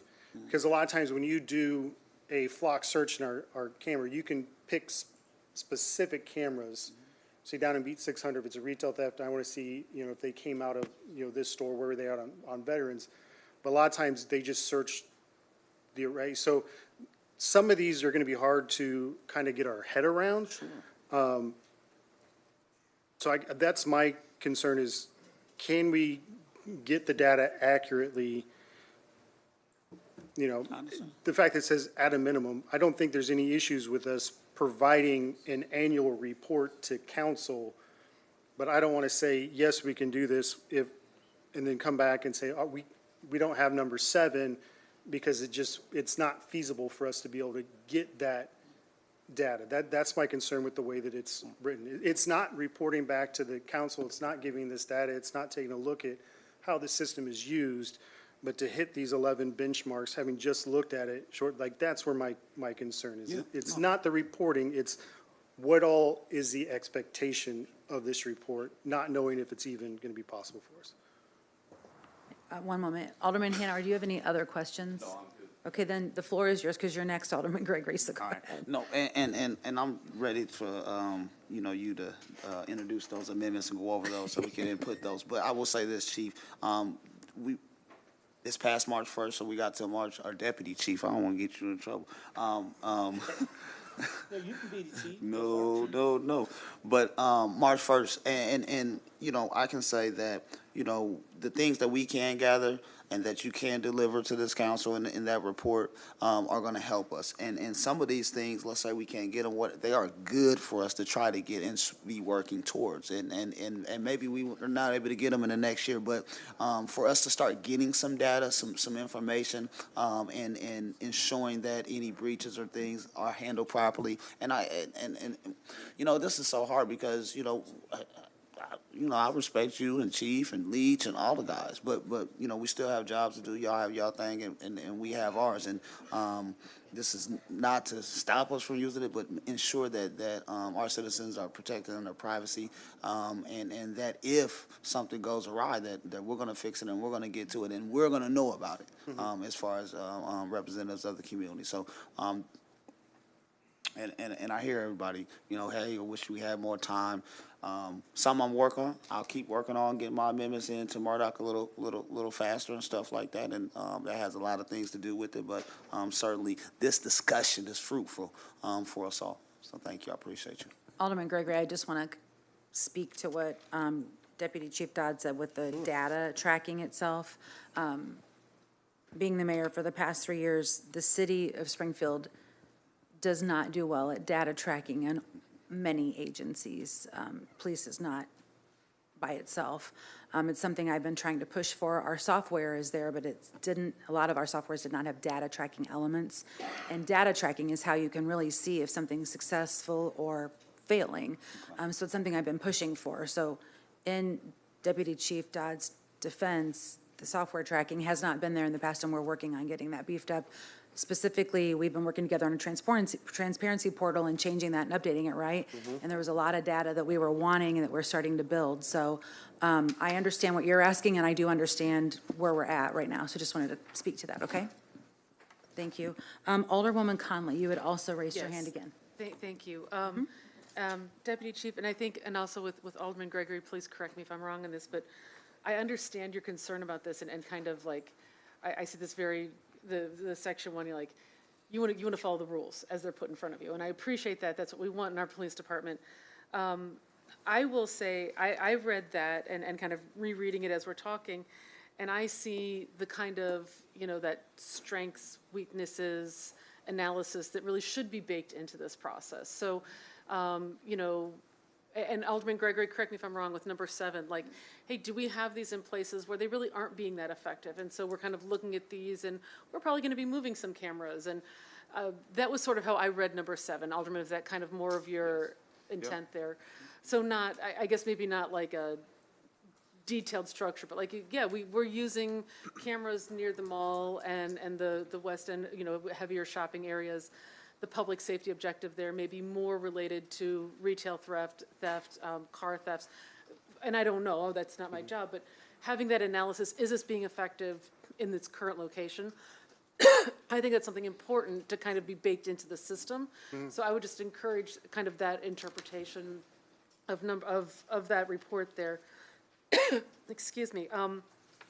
The other thing, and this just popped into my head as we were talking, with section 3, Corporation Counsel, I appreciate you saying this should come from you. I also would feel more comfortable if this was an executive session level of report, because we are talking about potential disciplinary action. I also, Alderman, if we could, I think we need to also include in there, because it does say, to the extent known, which I think kind of gives you an out on some of this. Like, hey, we just want to know, has there been a data breach, and we're concerned about it. It may just be the extent that we know is this has occurred. But I also think we need to include in there, consistent with contractual rights of the impacted officers. Because you also operate under a contract with the union that represents your officers. And I want to make sure that, well, we get the information, we know what's going on, we know that there's an incident, and under executive session that is protected, we are expected and required to maintain that as confidential information. I think we also need to be very explicit that it's clear that that will also be shared within the context of what that contract looks like already. Yeah, and my point in bringing up the 7 days is, I think security breaches are one thing, because I think, we get notified by FLOG. It's never happened, I won't put this out here, but there's a breach on their system or whatever happened with the server. That's something that's easy for us to come and report that. My concern with the misuse would be within 7 days to be able to present this to you guys. Don't know how much information we would have. You know what I mean? And that's my I think concern. that's where that extent known kind of gives you, again, that's sort of an, look, because I would like to know. I mean, I think that's, we talked about, there was, and again, I want to highlight, it was a domestic situation. And it was women who were being targeted by an officer, not in Springfield, but we've seen these articles. I know other people have. So I would like, to the extent known, if the extent known is just, hey, look, we want to let you know there's been an incident. We're looking into it. At this point, we just want your awareness of it, because that, to the extent, that's all we can tell you right now. But then I'd like to know how that's resolved.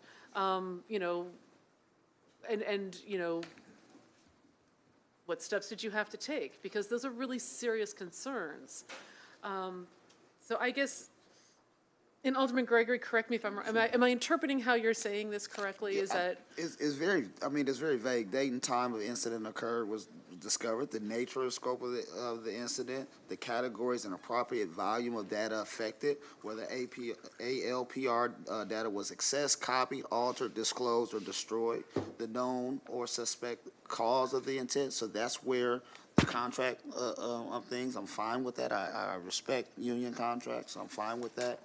Corrective actions taken and remediate. And that's the part that might be, we wouldn't know that within 7 days, but we would expect, I think you're right in putting that in there, because we would expect that level of follow-up. Again, we're talking about a significant privacy issue. And again, I've had enough people reach out to me really very concerned about this company and that level of surveillance is the word that gets used all the time. So I think as long as there's an understanding that this is not, 7 days, you need to have everything done and tied up with a bow, but an acknowledgement that in our oversight function, we do want to know when this happens, and we would like to know, okay, how did you handle it? You've got procedures and protocols. you follow those procedures and protocols.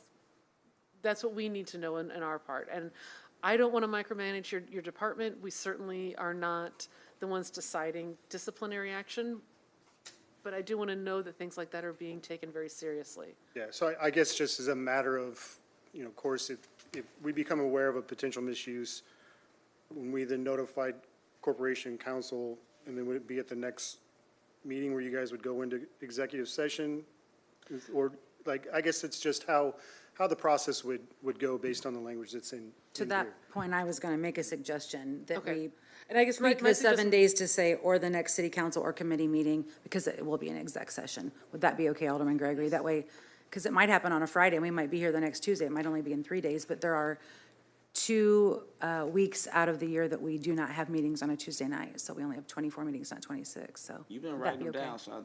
I'm writing them down. All right, right, gotcha. get it And I going. just, if we could, Mayor, I do want to say, to the extent known and consistent with contractual obligations, or I'm sure Corporation Counsel can clean that up in some way, shape, or Right, form. section 4. Okay.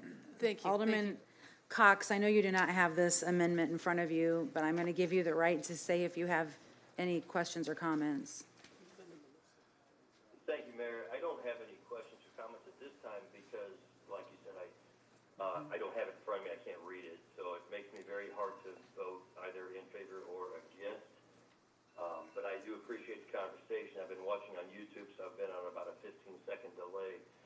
But I appreciate, Chief, thanks for all the information. And thank you to my fellow council members for asking good questions. But overall, I just hope this thing moves forward this evening. So that's all I have, Mayor. Thank you. Thank you, Alderman Cox. So before I go to the notes on amending the amendment, is there any other discussion on the amendment? Okay, everyone's saying no. I don't see any hands up. So it looks like I have, let me just count so I can tell Corporation Counsel how many comments I think we need to add. It would be 1, 2, 3, it looks like maybe 4 additional add-ins to this amendment. And Alderman Gregory, just raise your hand if you have an issue with something I'm saying out loud, please, okay? The first would be the reporting needs because of the lack of possible data available. Alderman Gregory, would you be, Amy, agreeable to us saying the reporting, public reporting and equitable deployment, all items 1 through 11 will be acknowledged in some way, shape, or form in the report, and if the data is not available, there will be a Yes, documented timeline of when we hope that is available. yes. So we can give you what's available and then tell you that we're working on what isn't available. Is that okay? Yes. Okay, perfect. And then Alderwoman Notriano, I'm going to put you in with Alderman Gregory on this one, on the, I'm just going to make this all one giant amendment with 4 captions. Is that okay? Yes. Okay. So Alderwoman Notriano, in Section 2, codification of ALPR policies, you would like us to add in that the city of Springfield, would it always be an officer that's assigned to DEA or FBI, or would it be any rank above officer? Officers are assigned to some, and detectives are assigned to the same civil service rank, but different titles.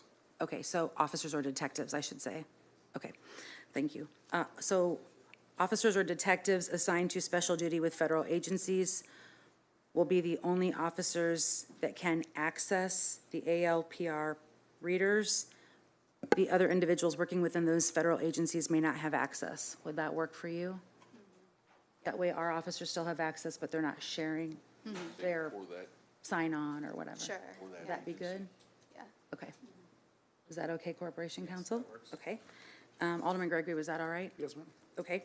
And then the third one, the third sub of this amendment would be that Springfield Police Department, sorry, this is still under codification of ALPR policies, so I guess it might, I don't know if you want to add it into the language, Corporation Counsel, or make it like an K, item K, whichever, that Springfield Police Department can make changes to strengthen their controls within the ALPR system, but they may not make the control guidelines any looser without city council and mayoral approval. Would that be okay, Alderman Gregory? Yes. Because I think they want the ability to tighten it up if they'd ever like to. Absolutely. Okay. Okay. And then the last one is Section 3. Alderwoman Conley, I'll bring you in with Alderman Gregory on this fourth sub-amendment of our amendment. Immediate notification of security breaches and misuse. It would be that and I might let you write your own, but the city legal, it's going to encompass city legal, not SPD, would be bringing the information to the city council at the next, in executive session, at the next city council or committee of the whole meeting, and that we would also observe all contractual obligations with the police union contract. Yep. If I could just say, I think maybe I would strike the need for it to be a written report. Yeah, we can't have a written Right, report so it in would be a exec verbal session. report, so Yeah. just strike the written. Thank you.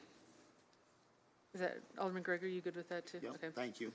Corp councils or anything with that you want to tweak because it's your office. I don't think so.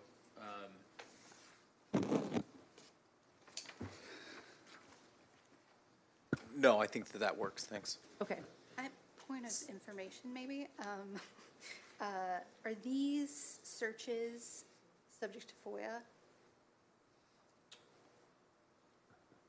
Like, can someone put in a FOIA request for a license plate number or case number or? I don't think they can access that, but you would have to answer, can we tell them if we did search? I think we can give them detailed information because of our flock contract, correct? I think it's more aggregate data that they can get, number Right. of searches Yeah. that were provided, but the FOIA is set up, as my understanding is that people can't circumvent privacy laws to get access to that. It's kind of like the domestic battery. We don't want FOIA to be used to be able to track someone third party, so that is Right. not open to FOIA. So the example that you gave, you know, I want to see all records for this license plate, that would be denied. Okay.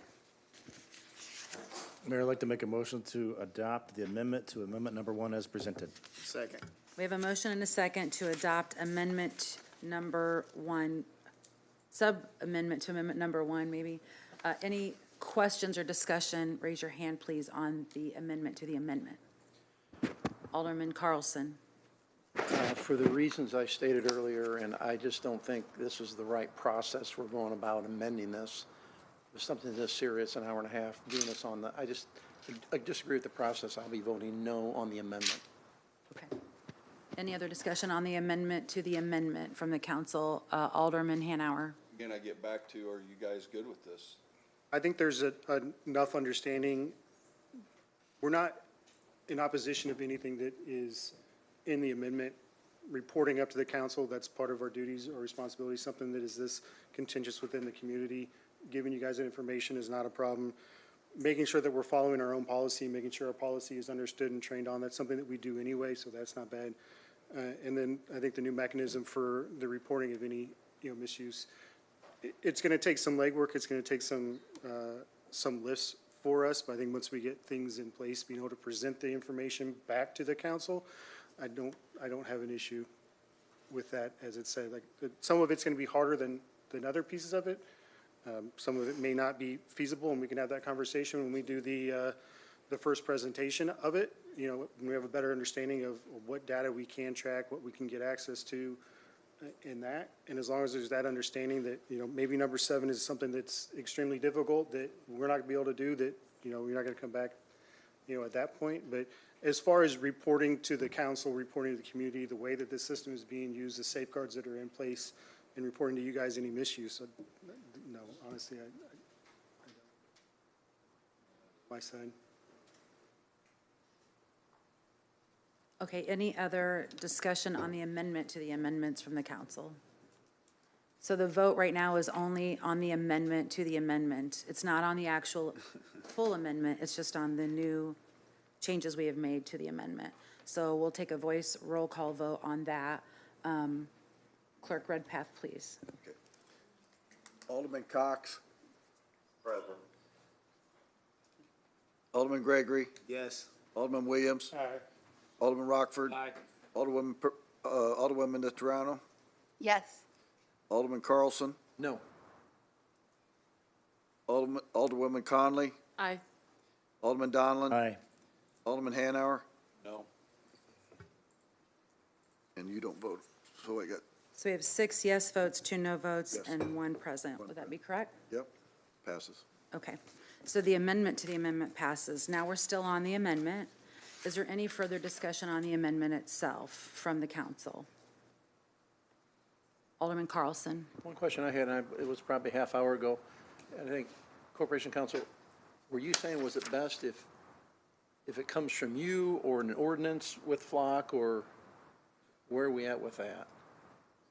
Are you With talking this about lang- with this language. section Yeah, with the 3? yeah, with the language. Yeah, it's best if it comes from me. So if you look at section 3, there are 2 different reporting requirements. One is 24 hours after discovery, SPD needs to notify city council, corporation council, our IT department, and the mayor.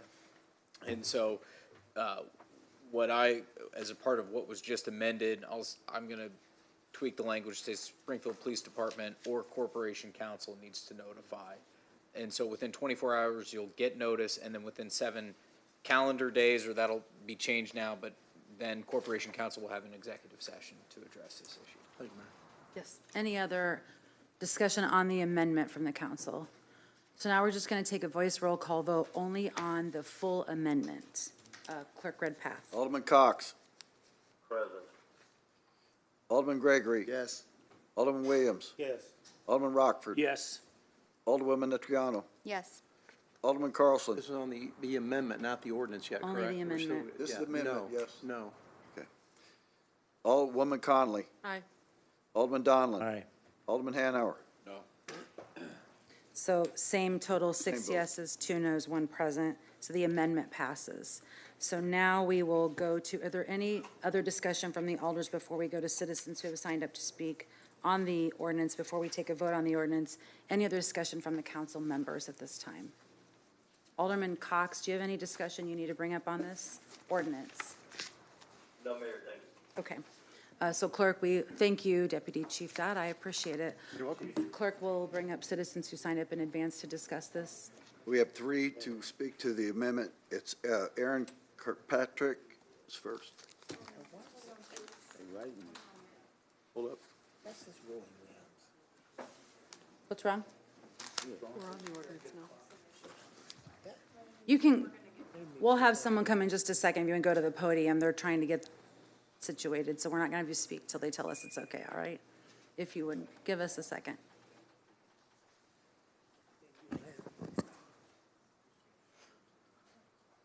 What did you say? Huh? Did you need something, Corporation Council, or Council Coordinator, did you need, oh, I'm sorry, I thought you said something. Trying to. Okay, she does have handouts that we need to send someone to get from her.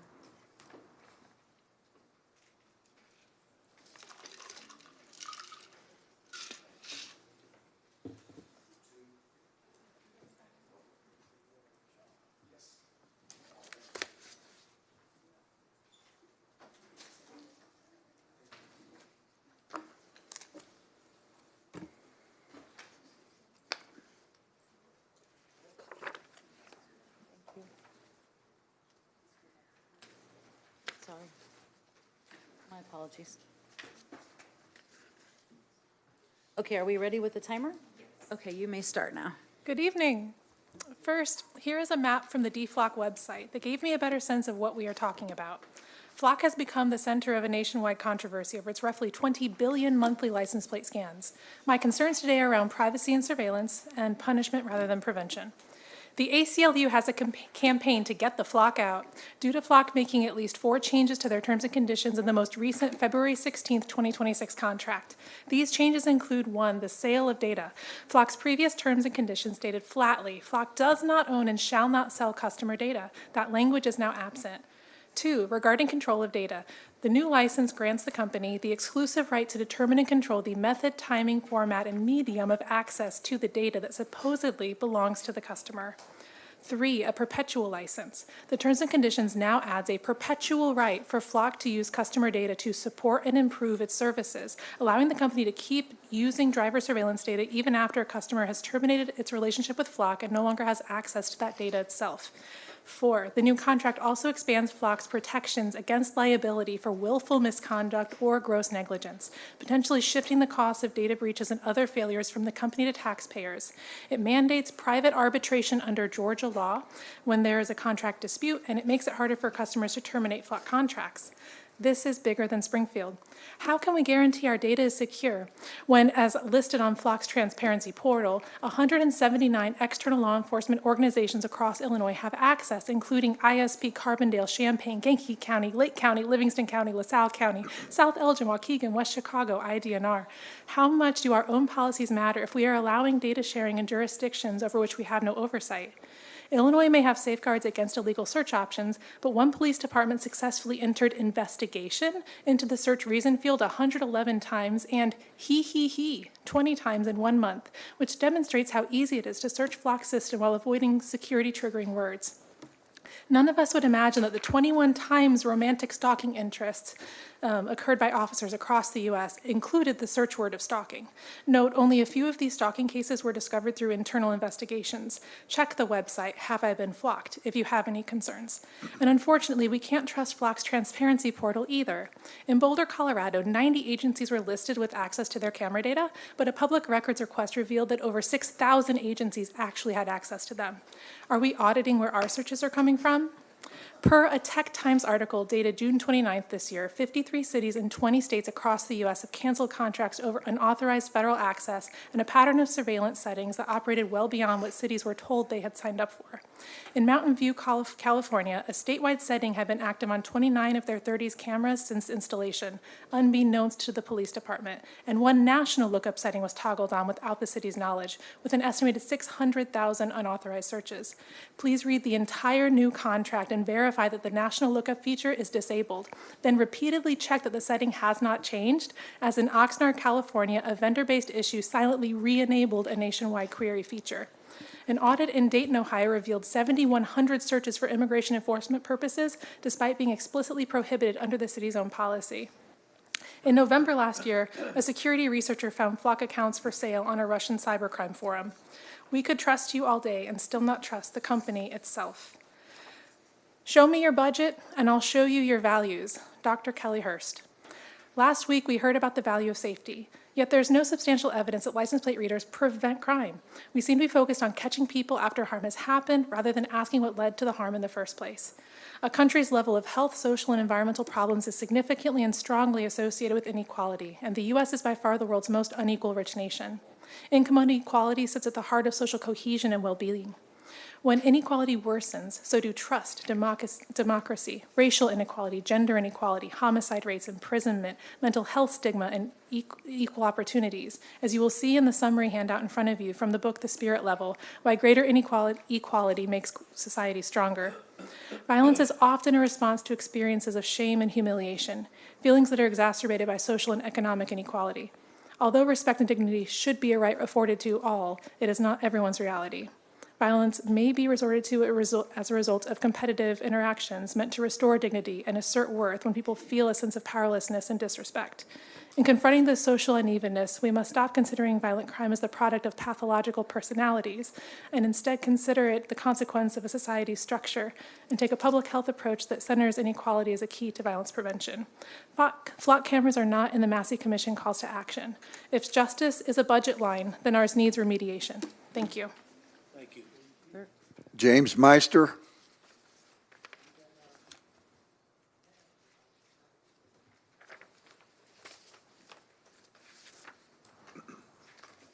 This committee failed Springfield today by allowing the police to strengthen anything to do with Flock. Just means that they can strengthen it to make it to where you can't access it. That failed Springfield. Springfield Police Department should not be in charge of Flock. It's a tool they utilize, but you guys need to say whether it goes up or down as far as policies or anything else with Springfield Flock. Second off, pictures of Flock, where the cameras are. In 2 minutes, sitting here on my phone, I found over 90,000 cameras are in the United States. 49 states have them, and over 2 billion scans per month. What's that got to do with us? Well, in the same search, I found out we've got 140 cameras near Springfield, Illinois, and I'm going to quote this. Each one logs your plate, location, and timestamp. Law enforcement can search your entire 30-day location history without a warrant. Now, to start with, the minute you walk out of your house, you have no privacy. No, you lose your privacy when you walk out. Anybody can take pictures. Yes, that's fine. But then I look at their map of all the cameras, and I found out about Flock last week. I heard about it on the radio, and they didn't know, well, we think most of the cameras on the south end of town. We're using this to work with crime, but yet the cameras, 90% of them from this map are south of South Grand, east of Veterans Parkway. There's very little up on Dirksen. There's sporadic here and there, and absolutely none on the west side. So let me guess, if you're rich enough to live on the west side, the city won't break your privacy, won't videotape your car. Flock also has other programs, considering shot locator and all the other programs that we have here in Springfield. Why aren't those brought up with this? Flock is the largest in the nation, I think actually in the world. There are some other companies that are doing it, but not to the extent of Flock. Flock is the one you're going to have to stick with, if you stick with it. As Ward 6 said, we need to get rid of it. It's a violation of privacy of your citizens. At what point in time do we realize that our Constitution says the government doesn't watch the citizens watch the government? Flock has its purposes. It's a good thing sometimes, but when it's only used to convict people, and people aren't allowed to go in and say, all right, that's not me, then how can we use it to defend ourselves as citizens? Funny story. New York and Illinois have something in common. New York sent a speeding ticket generated by a license plate picture, I'm pretty sure from Flock. Car was speeding. Car belongs to an owner in Illinois. It's in a museum. Sent the speeding ticket to the museum for a New York speeding ticket. Guess what car it was? Pontiac Firebird Knight Rider. Somebody had made their own Knight Rider in New York, got a speeding ticket, had an Illinois Knight Rider plate on it, and that got a ticket sent to Illinois, to the museum here in Illinois that holds that car. That car's never left the museum. Flock is not perfect, and unless we as citizens have access, we can't use it to rebut the police, that you just allowed the police to make it even harder for you guys to be in charge. Get rid of Flock. Mike Shadow. Mayor, point of order. Alderman Hanauer. Based on the map, what he said was inaccurate as far as where all the Flock, if this is accurate, where the Flock cameras are, they're not mostly on the west side. They're spread out around, and I know out on Dirksen Parkway, probably because a lot of the businesses buy their own flock cameras for when they go in the parking lots and that. I know some of the hardware stores have them. So I just wanted to make that a point that was inaccurate. Thank you. Thank you, Alderman. Okay, Mr. Mr. Shadow. Shadow. Thank you, Mayor, City Council. My name is Michael Shadow. I'm a lifelong Springfield resident. I have 4 children, 3 of whom attend Springfield Public School, one who is a Lanphier graduate and will attend LLCC in the fall. My wife and I own a home in Ward 4 and have been paying property taxes here for 26 years. I'm here to urge the City Council not to renew the APLR contract with Flock Security and have the cameras moved from the community. I echo the concerns that many other people have expressed to their alderpersons regarding potential abuses of this system. A lot of people don't realize the level of oversight. I really appreciate the comments from Deputy Chief Dodd today. I learned a lot. I was encouraged to find out that the level of oversight that Springfield is implementing is much better than it is in lots of other communities. I didn't know that until I came here and listened and talked today. Lots of people I know are concerned. Some people are frightened. The potential for abuse is just too high. I had a whole bunch of examples of misuses of the flock system in other communities. I don't think it's necessary to rehash that. I feel like that point was already addressed pretty well by the council and by the other citizens who spoke here today. My problem is with Flock Security as a company. I was paying a lot of attention to what Alderwoman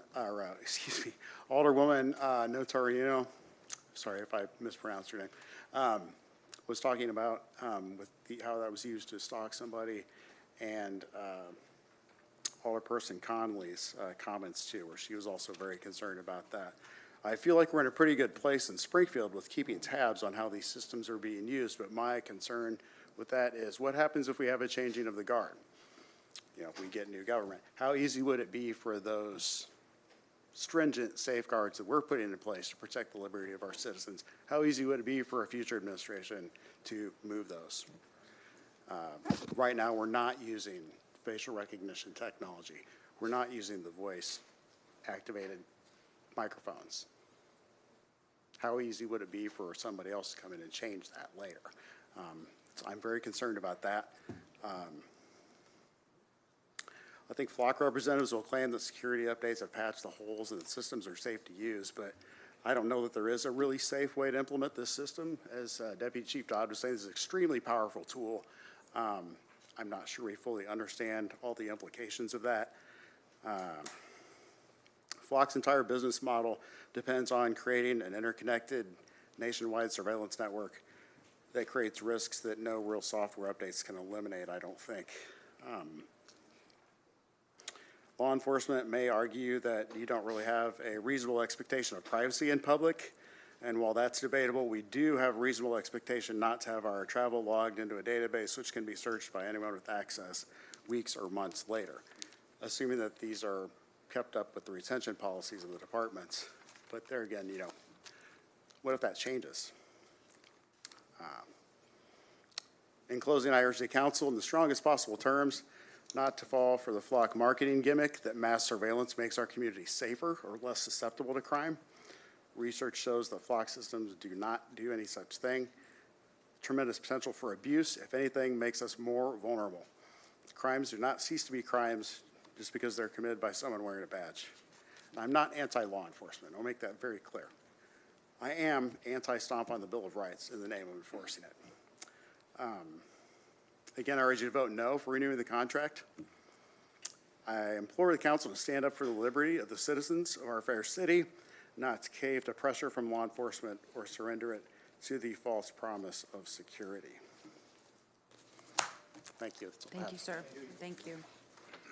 Is there any other discussion from the alders before we take a vote on the ordinance itself? Alderwoman Conley? I'm sorry, no, we're not, I guess we have a button now. I just want to say, Thank you, Alderman Gregory. I was actually leaning towards not voting for this contract because of the concerns exactly like that.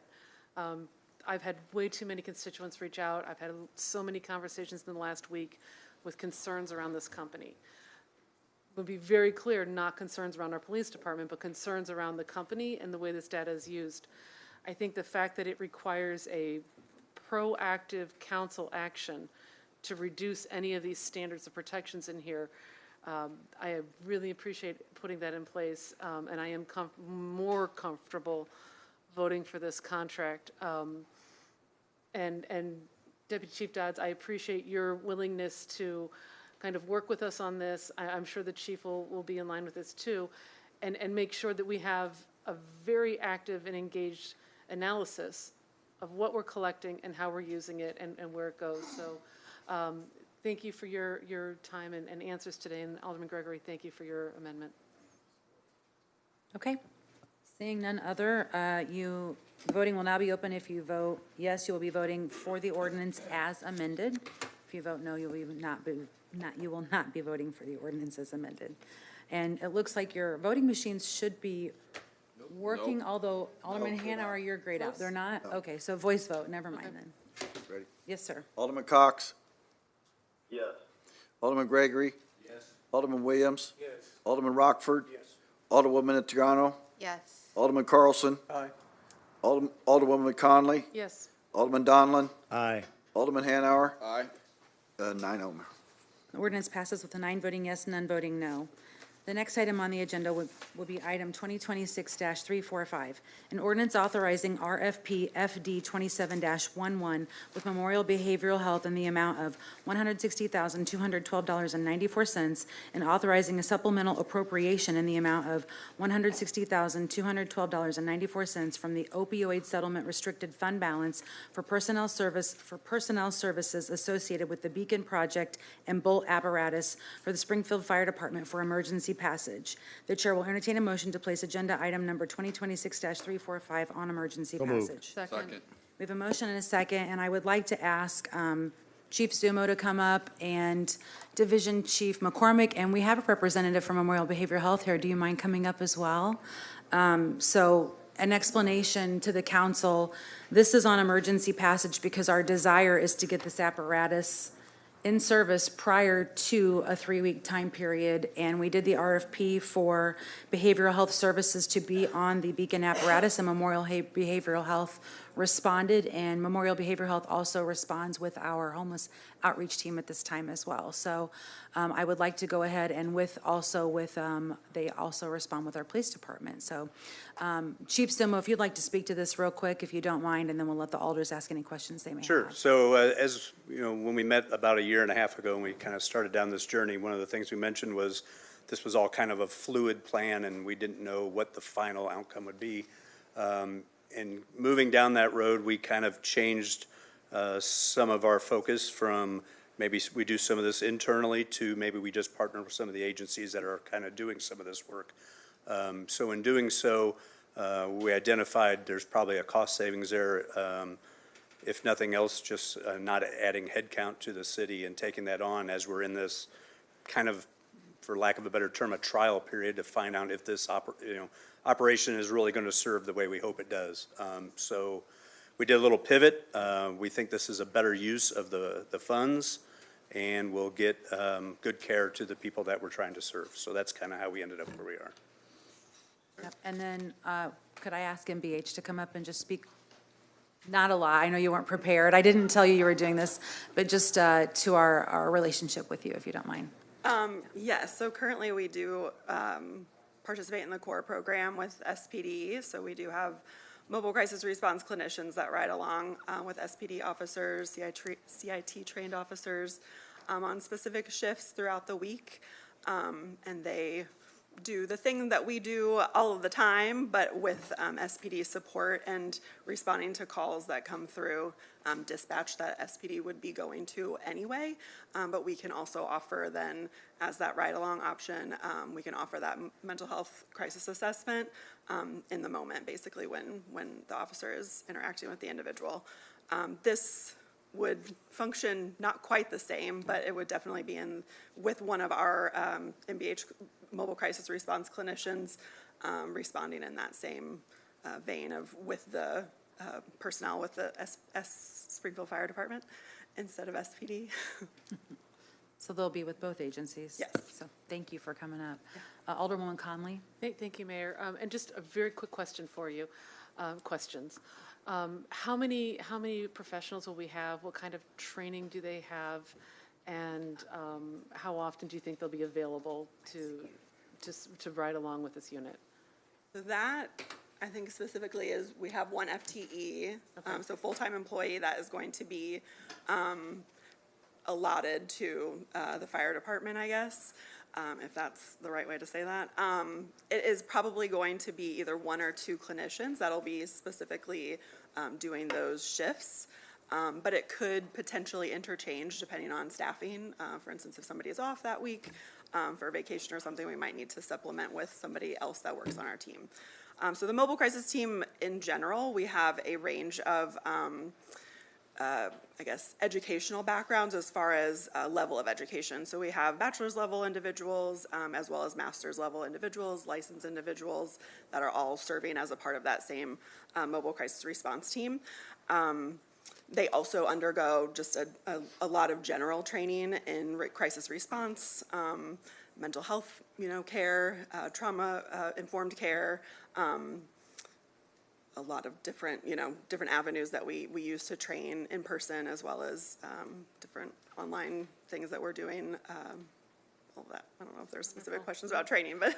And I think just kind of generally then, how many hours a day will we have someone available? Or have you set, like, is it a certain know if shift, or are those things that you're still working out? You can talk to that. So some of that's still being worked out, but I think in the RFP, it was a 10-hour day window, and we're going to kind of Okay. shift that with what is That's our what I was prime kind of care. asking for, But yeah. then they would still be on call in the other hours. So it's still 24-hour available care. Mm-hmm. And when you read one person, that just means an employee will FTE. be assigned to assist with the ambulance that's going to be going out. Doesn't mean we're only hiring one person, but there'll always be one person. Like she Someone is said, always if someone's on vacation, someone else fills in. Wonderful, thank you. Yeah, I- MCR is available 24/7 for anyone that needs to call.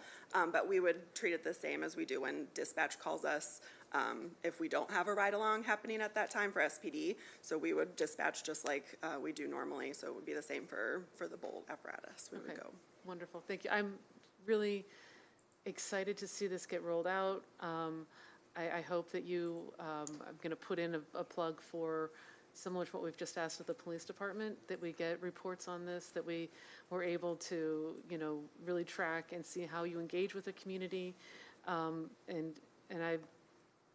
I hope and pray this is as impactful as it's intended to be. And thank you very much for coming tonight and for sitting through some other very detailed conversations. But really have a lot of high hopes for this in our community, and thank you. Alderman Hanauer. Thank you. I also, this is a big deal. This is really moving forward for the unhoused, and especially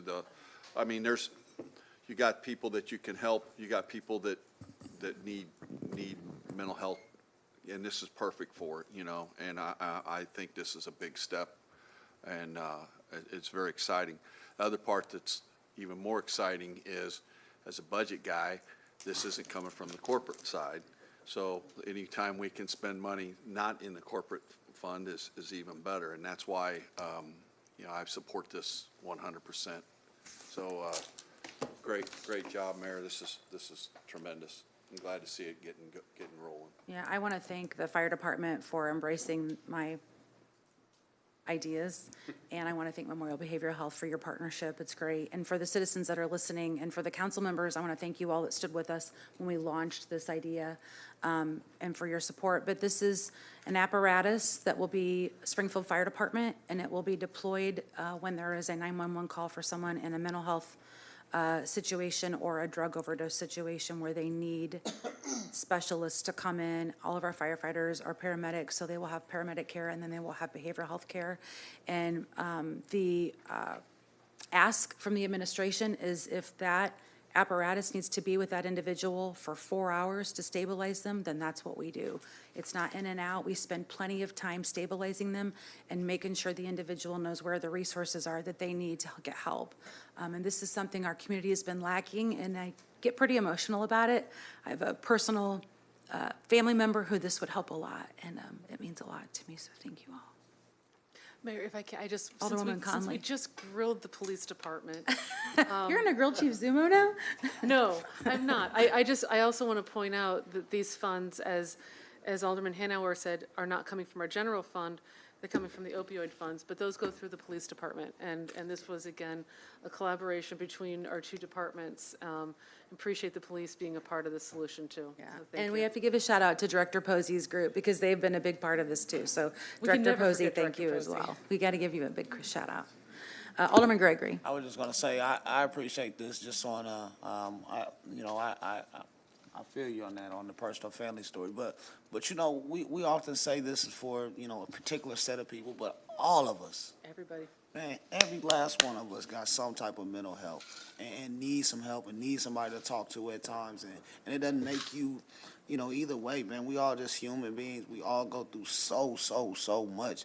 And in these roles here, we might need to go hop in this joint and lay down and talk to them too. So we appreciate y'all, and let's just keep working. I think the most exciting thing is we're trying something different. There's been a lot of mixed emotions on what was being done in the past. This is an attempt to try to just provide something else. That wraparound care is so important to these people that just might need to talk to someone, might not know what is offered, might not know how to get in contact with those people, don't need to go to the ER. And it's not just pick them up, drop them off at the ER and say good luck. This is something else to try to help that person, so. Appreciate you. Thank you. Any other discussion from the alders? Thank you both very much. With that being said, the voting will now be open. I have to find my mouth. Oh, it's a voice call. Never mind. We're roll call voting again. Alderman Cox? Emphatic yes. Okay. Alderman Gregory? Aye. Alderman Williams? Alderman Rockford? Yes. Alderwoman Triano? Yes. Alderman Carlson? Aye. Alderwoman Conley? Yes. Alderman Donlin? Aye.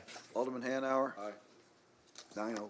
I need to vote. It's emergency passage. I vote yes as well. 10-0. So the motion passes with 10 voting yes, none voting no. Thank you all very much for staying for this, for the discussion. At this point, we are on to unfinished business. Is there any unfinished business to bring before the council at this time? Seeing none, I'm going to move to new business. Is there any new business to come before the council at this time? Seeing none, clerk, we will go to citizens who have signed up to address the council. Rachel Weller? Announce one more time. Rachel Weller. Ken Pesha?